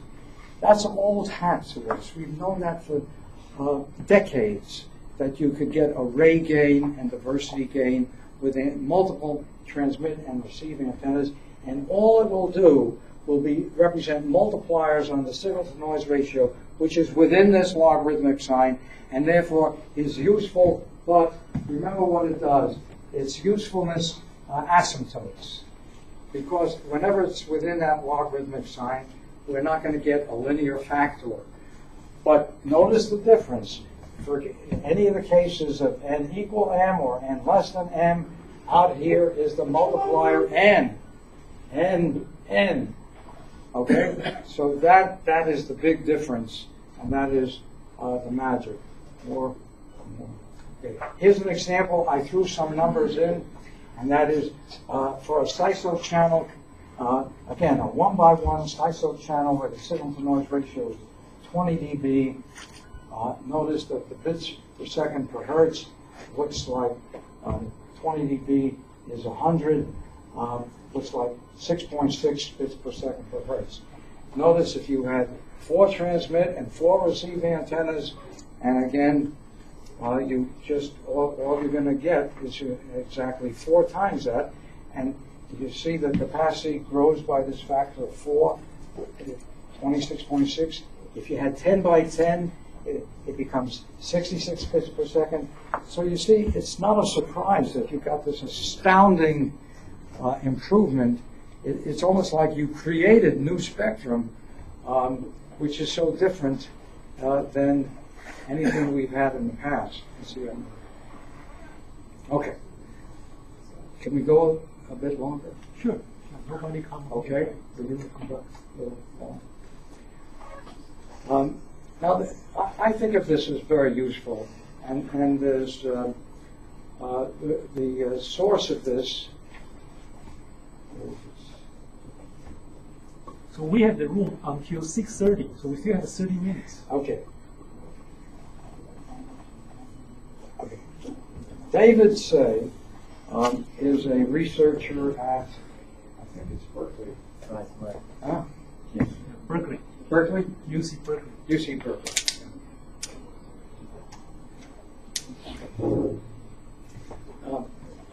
Henry, I saw you have one of his books on your shelf. I saw, Oh, yeah. yeah. He's written very well received books. I mean, he's very clear as a lecturer and very well received, and he has wonderful ideas on this idea of trading things off. And so, let us go to this page here, 105, where he talks about spatial multiplexing gain. He gives it the name little r, and basically, he's saying that little r is used as a factor, a gain factor of what is the basically the Shannon capacity. How do I know that's the Shannon capacity? Well, let me remind you. This is just another way of saying it, and let's stick with this page. These are his two basic formulas that become important to us, but I don't want to just think of them as formulas. They are just very logical relationships. Notice why it is that the log of the signal-to-noise ratio, and anytime you see logarithm here, remember it's the log to the base 2, is the Shannon capacity. Because after all that we've done, you see it's for the signal-to-noise ratio going to infinity. It's for very large signal-to-noise ratio. So if it's very large signal-to-noise ratio, you know that the Shannon capacity theorem was that the bits per second per hertz was the logarithm of 1 plus the signal-to-noise ratio. So if the signal-to-noise ratio is very large, I can certainly neglect the 1 and simply call this the log of the signal-to-noise ratio. That is the Shannon capacity. And what he goes on to say is this is R, and I've always used R to be just bits per second, but Dr. Tsay uses it to be bits per second per hertz. So, and therefore, and this is not a multiple, this is as a function of signal-to-noise ratio. So this is MIMO capacity. And therefore, notice what the definition of the multiplexing gain factor R is. That is, in a large signal-to-noise ratio environment, it is how much more bits per second per hertz do you get in MIMO than you get in the Shannon capacity theorem. That defines R. And what about the diversity gain D? Well, let me remind you what we had before when we were dealing with the concept of diversity. And we used at that time the letter L for, one look at the signal, 2 independent looks, 4 independent looks, and that's how the probability of bit error, as the magnitude of L got larger, this got dramatically smaller, better. And all we're doing is, this is exactly what L was before. So that's not a surprise to us, exactly what it was before. And therefore, it's easy enough to see that you can, if you remember that what you're looking at is the logarithm of the probability of error, which is basically minus d times the log to, this is just a statement, if you dissect it, how minus d comes out, how you can express it. So, and in words, what minus d is telling you is how much steeper is the MIMO probability of error than the CSULB probability of error. Okay, so now that I have that, let's get ready for, by the way, for both multiplexing and diversity gains, the greater the steepness, the greater the gain. And here you see again, R equal 1, R equal 4, and a 1 by 1, a 4 by 4. And, as we go to an 8 by 8 and so forth, it gets steeper and steeper and steeper. And you remember that from diversity as well. So this is the kind of a plot that Dr. Say gave us. He calls it the RD trade-off plane. Remember, this is the multiplexing gain factor. This is the diversity gain factor.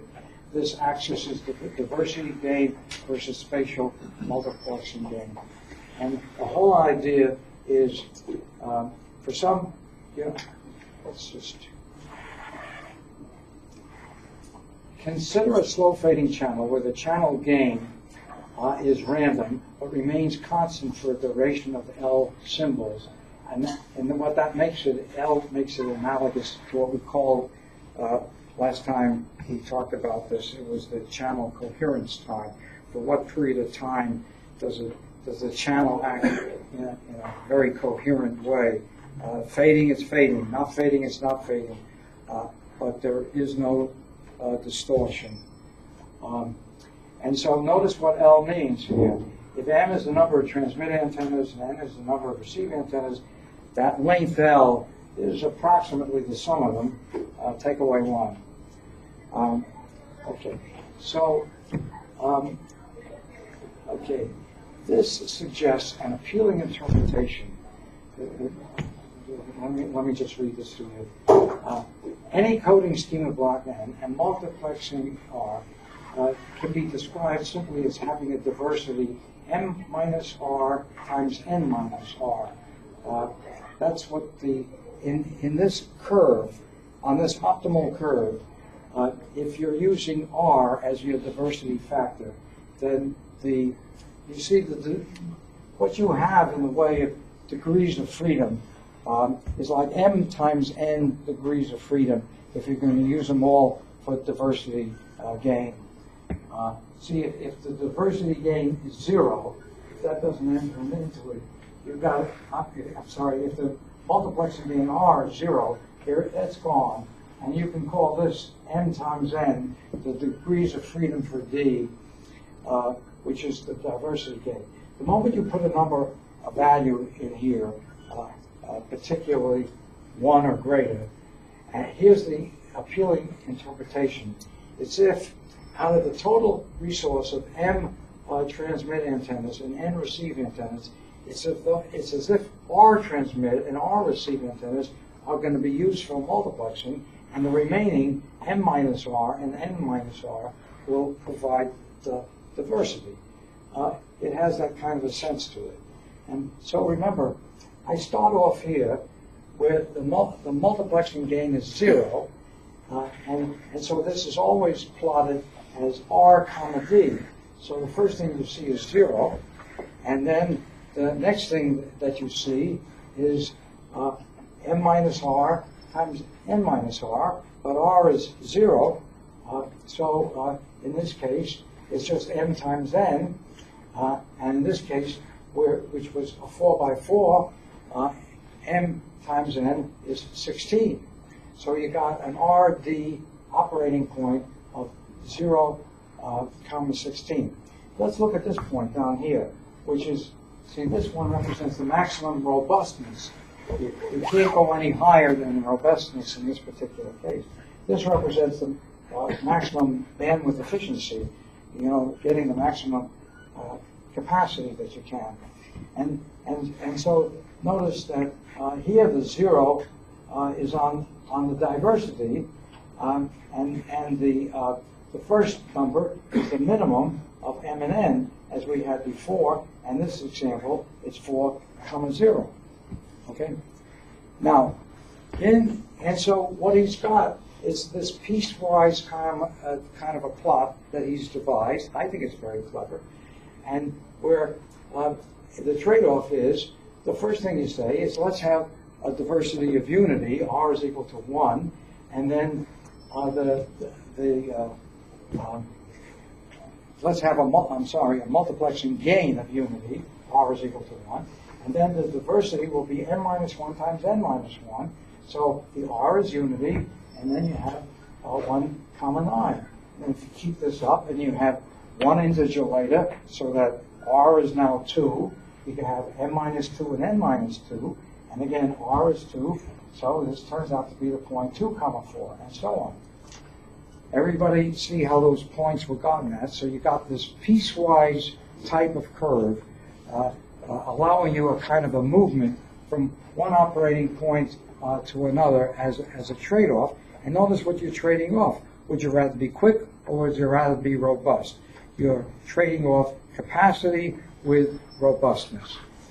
Now also, please note that the point up here and the point down here have got to be abstractions. They are never achievable because notice to have zero multiplexing gain is like saying my bits per second per hertz is zero times anything is going to be zero. So that's an abstraction. And notice this is an abstraction too, because this says that the signal to noise ratio raised to the minus d, where d is zero, well, that's going to give you a pretty lousy robustness, isn't it? So those two are abstractions. But now let's take a trade-off example. Okay. I think we've said all of that. Oh, and by the way, this is interesting. Adding one transmit and one receive antenna increases the factor R by 1 at each diversity level, and so the trade-off curves or trade-off lines that we make up the curve just shift to the right in this way. Okay, and you know how we've talked about trade-offs before when you're dealing with capacity, robustness, and signal-to-noise ratio are on these pictures. And remember how you see capacity. You see capacity by having a huge number of points in the plane. The more points there are, the larger will be the bits per symbol or the bits per second per hertz. Capacity goes up with the point count going up, constellation point count going up. How do you see robustness? Robustness is a factor of not making errors. So the distance is the factor. Further apart is a factor. And how do you see signal-to-noise ratio? Signal-to-noise ratio is represented, what is the average amplitude, phase? Think of it as looking at the average transmission. You consider all the plots like this one, this one, and this one, and this one. From the origin, there is an amplitude or an amplitude square if you want the power. An amplitude is a magnitude and a phase. So you see signal-to-noise ratio is just the amplitude squared. You get the average amplitude squared. So you basically see the periphery of the space has gotten bigger. So notice, you can quickly see, without even looking at any of the words, what is fixed, what are you trading off? Okay, what is fixed in this case? What is fixed? The number of points. This is a 16 array, this is a 16 array. So capacity is fixed. What am I trading off? I'm paying the price of, if I'm going in this direction, I have to, more signal-to-noise ratio. What do I get? Bigger spaces, robustness, right? Okay, or going in the opposite direction, you know, you're going to sacrifice robustness, but you're going to get be able to operate at a lower signal-to-noise ratio. Okay, what is fixed in this case? Don't look at the words, just look at the picture. What is fixed? No, this is bigger power. What is fixed? The spacing between here is fixed. So the robustness is the same here and here, the same probability of error in both cases. But what does the trade-off represent? The trade-off simply represents, if I'm going this way, I'm getting higher order signaling, which means more bits per second per hertz, more. I'm getting capacity. The average power or signal-to-noise ratio is a bigger periphery here. I'm paying the price of power, and so on. You can figure the rest of them all out yourself. Let's look at the one that we typically use for MIMO. Here's the one we typically use. Are you going to be quick or are you going to be robust? And so what is fixed? I'm fixing the signal. That's what I typically want to do for a fixed amount of transmission power to make things normalize receive power. Same periphery here, same periphery here. What if I go in this direction? Notice I get higher order signaling, a greater capacity, but the spaces are much closer together, so I'm sacrificing robustness for capacity. And this direction, I get robustness. They're further apart, but it's a lower count. This is 16 area, this is 64 area. So I get a reduction in capacity. Okay? So let's try a little example. So in this example, and this is say I'm going to be sacrificing capacity, and it's a 4x4 MIMO system. Consider that this 4x4 MIMO is originally communicating video data, and that's a typical video rate is like 6 megabits per second, and let's use 1024 QAM, which means 10 bits per symbol, with an allowable bandwidth of 200 kilohertz. Now, the moment I tell you that I'm using 1024 QAM, you know that there are 10 bits per symbol, and therefore, if I'm now going to be sending symbols instead of not bits but symbols, what is going to be the symbol rate? It can go down by how much, or to how much? It can go down to 600 kilosymbols. Right? It goes down by a factor of 10. It's slower by the factor of 10 because every time I send one of these 1024 symbols, I'm sending 10 bits at a time. So it can go slower than the bit rate, right? Everybody see that?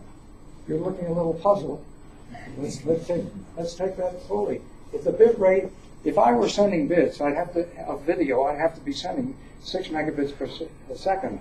But I'm saying I'm sending symbols. I'm sending waveforms, which are 1024 QAM. That means every time I send one of those QAM symbols, it contains 10 bits. Does the channel know anything about that? Absolutely not. The channel sees a sinusoid. It doesn't. All the sinusoids look alike. It doesn't know if it came from a binary set, a 4-array set, or an 8-array set. Just by itself, it doesn't know. It has to be told about the architecture of the system. But knowing that each symbol contains 10 bits, we know we can get away with getting this 6 megabits per second delivered in a timely manner by sending it slower, by a factor of 10 slower. So I can send 600 symbols per second. And therefore, I know what is the symbols per second over the available hertz. So that ratio, 600 symbols per second, that's sending out over an available 200 kilohertz, says that the symbols per second per hertz is 600 over 200 is 3 symbols per second per hertz. But remember, every one of these symbols contains 10 bits, so the bits per second per hertz is 10 times 3, or 30 bits per second per hertz. Okay? 30 bits per second per hertz. And following equation number 1 on page 116, which is on the following page, and remember this is equation number 1, where you have in the numerator, now we're going to have 30 bits per second per hertz. Remember what little r is. R is the multiplier. How much more capacity am I going to be getting with this MIMO system than I am with the Shannon capacity? Well, I know what I'm getting. So notice, in this case, so for a rate that I have in the MIMO system, 30 bits per second per hertz, the spatial multiplexing, because if I didn't have, if I didn't have MIMO and I just had SISO, what is the capacity of a 1024 QAM system? Remember, 10 bits per second per hertz comes about by saying, remember how I showed you this cancellation rate over here? Bits per second over symbols per second, and symbols per second is the same thing as hertz. Cancel out the seconds, and just to talk about bits per symbol, is I got the CSULB bits per second per hertz. So the CSULB bits per second per hertz is just the fact, is this number here. So do you see that the ratio of the 30 bits per second per hertz to 10 bits per second per hertz is what this equation number 1 is all about? Is this ratio here, 30 over 10, and R is the factor 3. Everybody see that? Okay, so if R is the factor 3, then on page 118, the system trade-off curve lets us choose an RD operating point. See, I walk over to the curve that was created by, I could say, and I'm saying, here I am, 3-1, and in such a system, which again is a 4x4, this is special. Remember, this trade-off curve has to be made up uniquely for every n by n operating system. So this was a 4x4 example, and I have the 4x4 curve from Dr. Tsay, and it says if I want to sacrifice capacity, remember that's movement this way, so the allowable trade-off is to move this way, that is, move from a 3,1, let the factor R be degraded by 1 integer to 2, and that will increase the capacity to a factor 4. Everybody see that? So, in other words, I'm going to do this kind of a trade right here, from 3,1 to 2,4. So, let's go back to the statement of the problem. Okay, then following is, and notice the error probability for that case is 10 to the minus 3. And if we reduce the QAM signaling order without changing the signal noise ratio, we effectively move, that's what I said, over to this point, 2,4. And we have sacrificed capacity. And now the minimum distance between the constellation points is growing larger. And I've sacrificed capacity, but what I gain is diversity or robustness. And so for this sacrifice capacity, we demonstrate possible trade-off types. So notice what I can do. I can live with that improved diversity if I need it.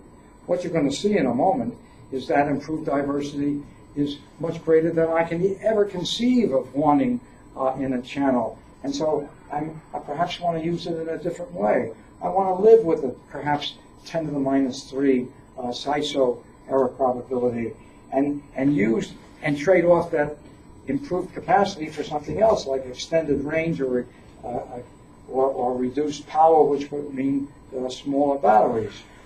So in fact, that's what this is all about, and what this page tells you is that I can do just that, and I can reduce the signal-to-noise ratio by a factor of 177. Got that somewhere here, and the reduced signal-to-noise reduction by the fact that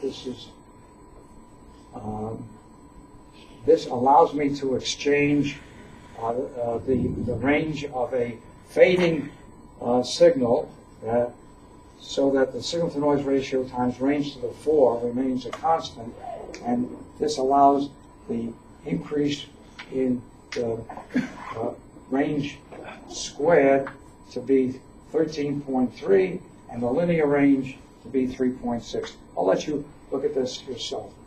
Now, you don't have to take a guess about which is more valuable. We know that. We've talked about it already. Now, this is the part that I want to show you is so dramatic. And because we're approaching 6:30, I'm going to let you do the algebra, but just show you the end result. But it is dramatic. I'm taking the same kind of an example as I did before. A video example, 1024 QAM, 10 bits per second per hertz, when without MIMO. MIMO, and I'm going to be sending 600 symbols per second, or in other words, I'm going to use MIMO to get a signal to noise, a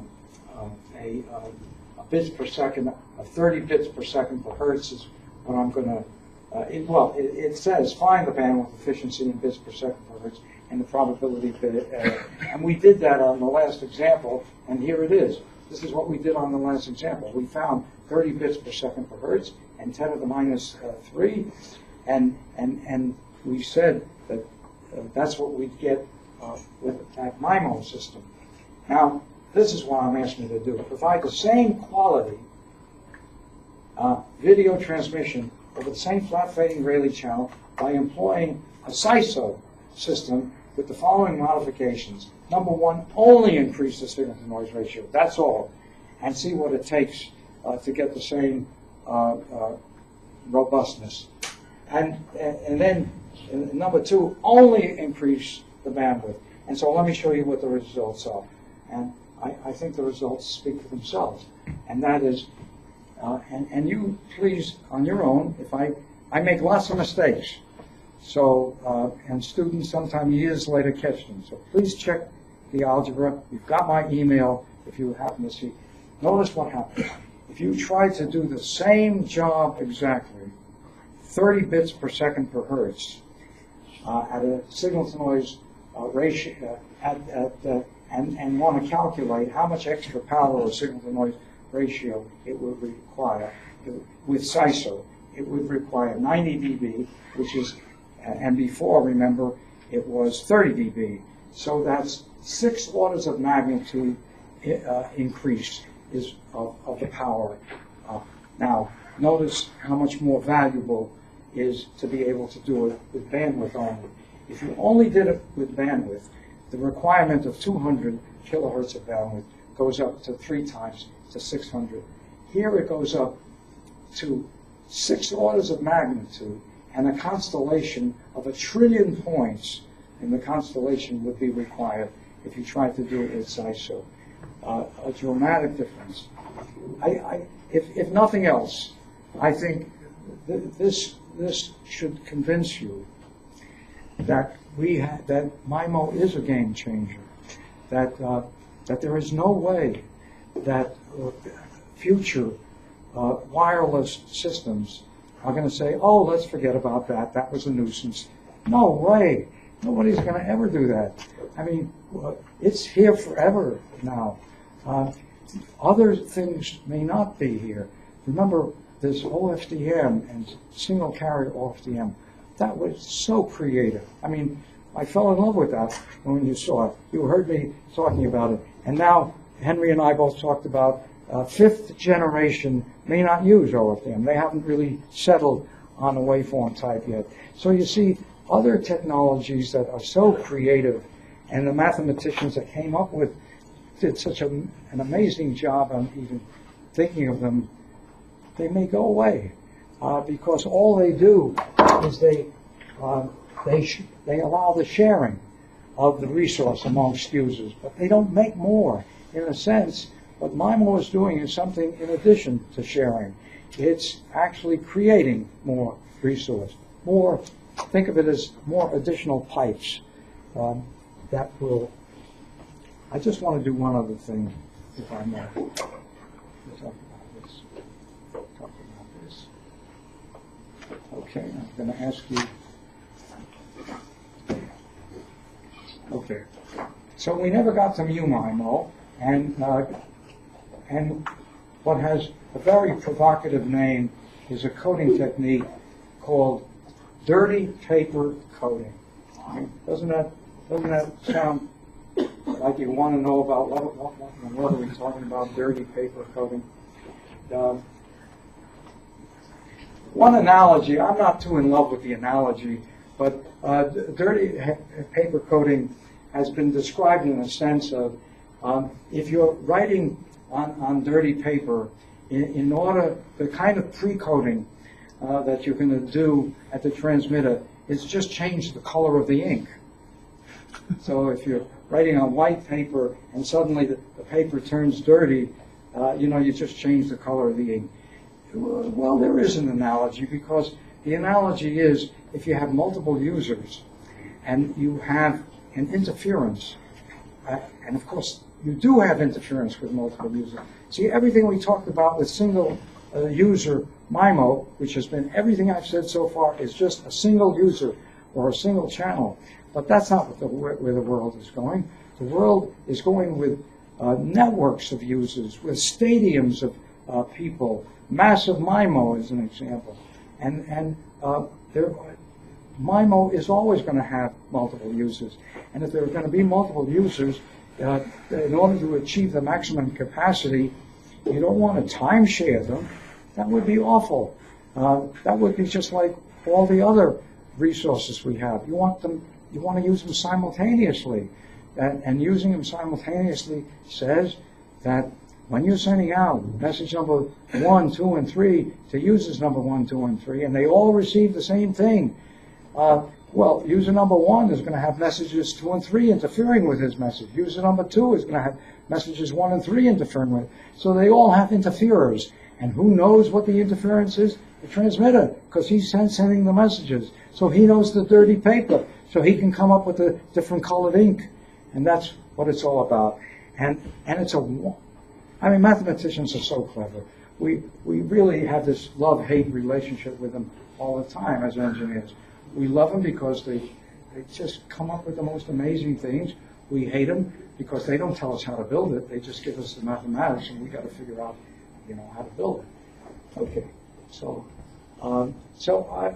if you have any questions, I think I worked hard to make this stand by itself, and I'll tell you what it's essentially going to be doing for you in a nutshell. You see, we're going to use the dirty paper coding has associated with it a kind of a principal components analysis where we can do successive interference cancellation. That's the key word to useful pre-coding with multiple users. That is, signal number 1 to user number 1 is sent free of any interferer. But then from then on, signal number 2 has signal number 1 interfering with user's message number 2. But the first thing that I'm going to peel off like an onion is what the message is, and I'm going to subtract it. And then successively, you see, like peeling off from an onion, I can successively subtract off the successive interference cancellations one at a time. Just by starting with no interference to the first one gives me the ability to subtract out from the second one. Then this gives me the ability to subtract out from the third one, and so forth. Okay, so I think it would be useful for you to look at it on your own. If you have any questions, just email me. Let me give you just one other thing. I have an analogy, kind of a cupcake analogy. And I'm talking about one of the things that I thought of that was so important to the things you ought to know is what I refer to as like things equated to like things. And I realized that the name itself wasn't too informative. You've never heard other authors talking about like things equated to like things. I mean, I sort of made up those names, but it's sort of, I realized that the names aren't too good. And looking at equations are never as useful as seeing kind of a picture. And so this is what I came up with. I decided that when I'm talking about this important area of equating like things to like things is just a packaging problem. I'm saying that all digital communications architectures, every one of them, have an intrinsic packaging dimensions that all of the participants know, and that's what's important about equating to like things to like things. So the analogy I have is my little cupcake or bean cake analogy here. So follow me, if you will. See, here's what we're talking. The packaging that or the architecture in a real system is that messages. Oops, sorry.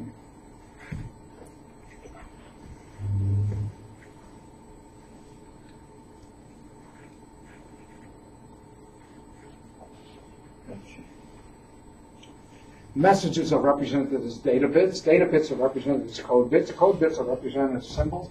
Symbols are represented as waveforms. Waveforms are transmitted. They're the ones that get corrupted. On the way back, you recover the waveforms, you recover the symbols, you recover the code bits, you recover the data bits, you recover the messages back again.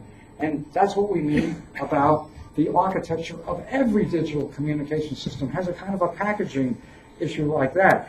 Well, this packaging is the architecture, is the issue involved whenever we talk about equating the words like things to like things, is, being able to equate like things to like things stems from the planned packaging that is featured in all digital comm systems.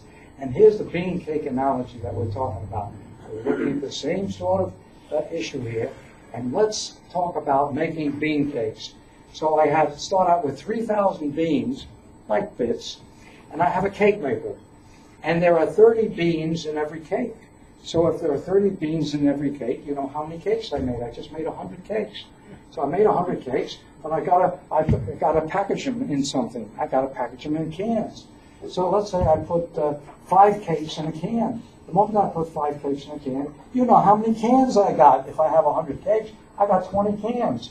Well, I can't send out cans. I got to put cans in cartons. So let's say that there are 20 cans go into a carton, and then I know that results in 1 carton. So on the way back, I got 1 carton is delivered. How many cans? How many cakes? How many beans? Well, knowing the system architecture allows us for a single prediction measurement to tell all. 1 carton means I got 20 cans, 100 cakes, and 3,000 beans. And that's what I mean by talking about like things equated to like things. And I think, to me, a picture like that is more informative than just saying this is important that you understand equating like things to like things. So the organization of any digital communication system is much like that of any packaging enterprise. Bits are packages, code bits are packages, symbols are packages, waveforms, etc. Just like making bean cakes. Okay, thank you so much. It's always a pleasure to come here.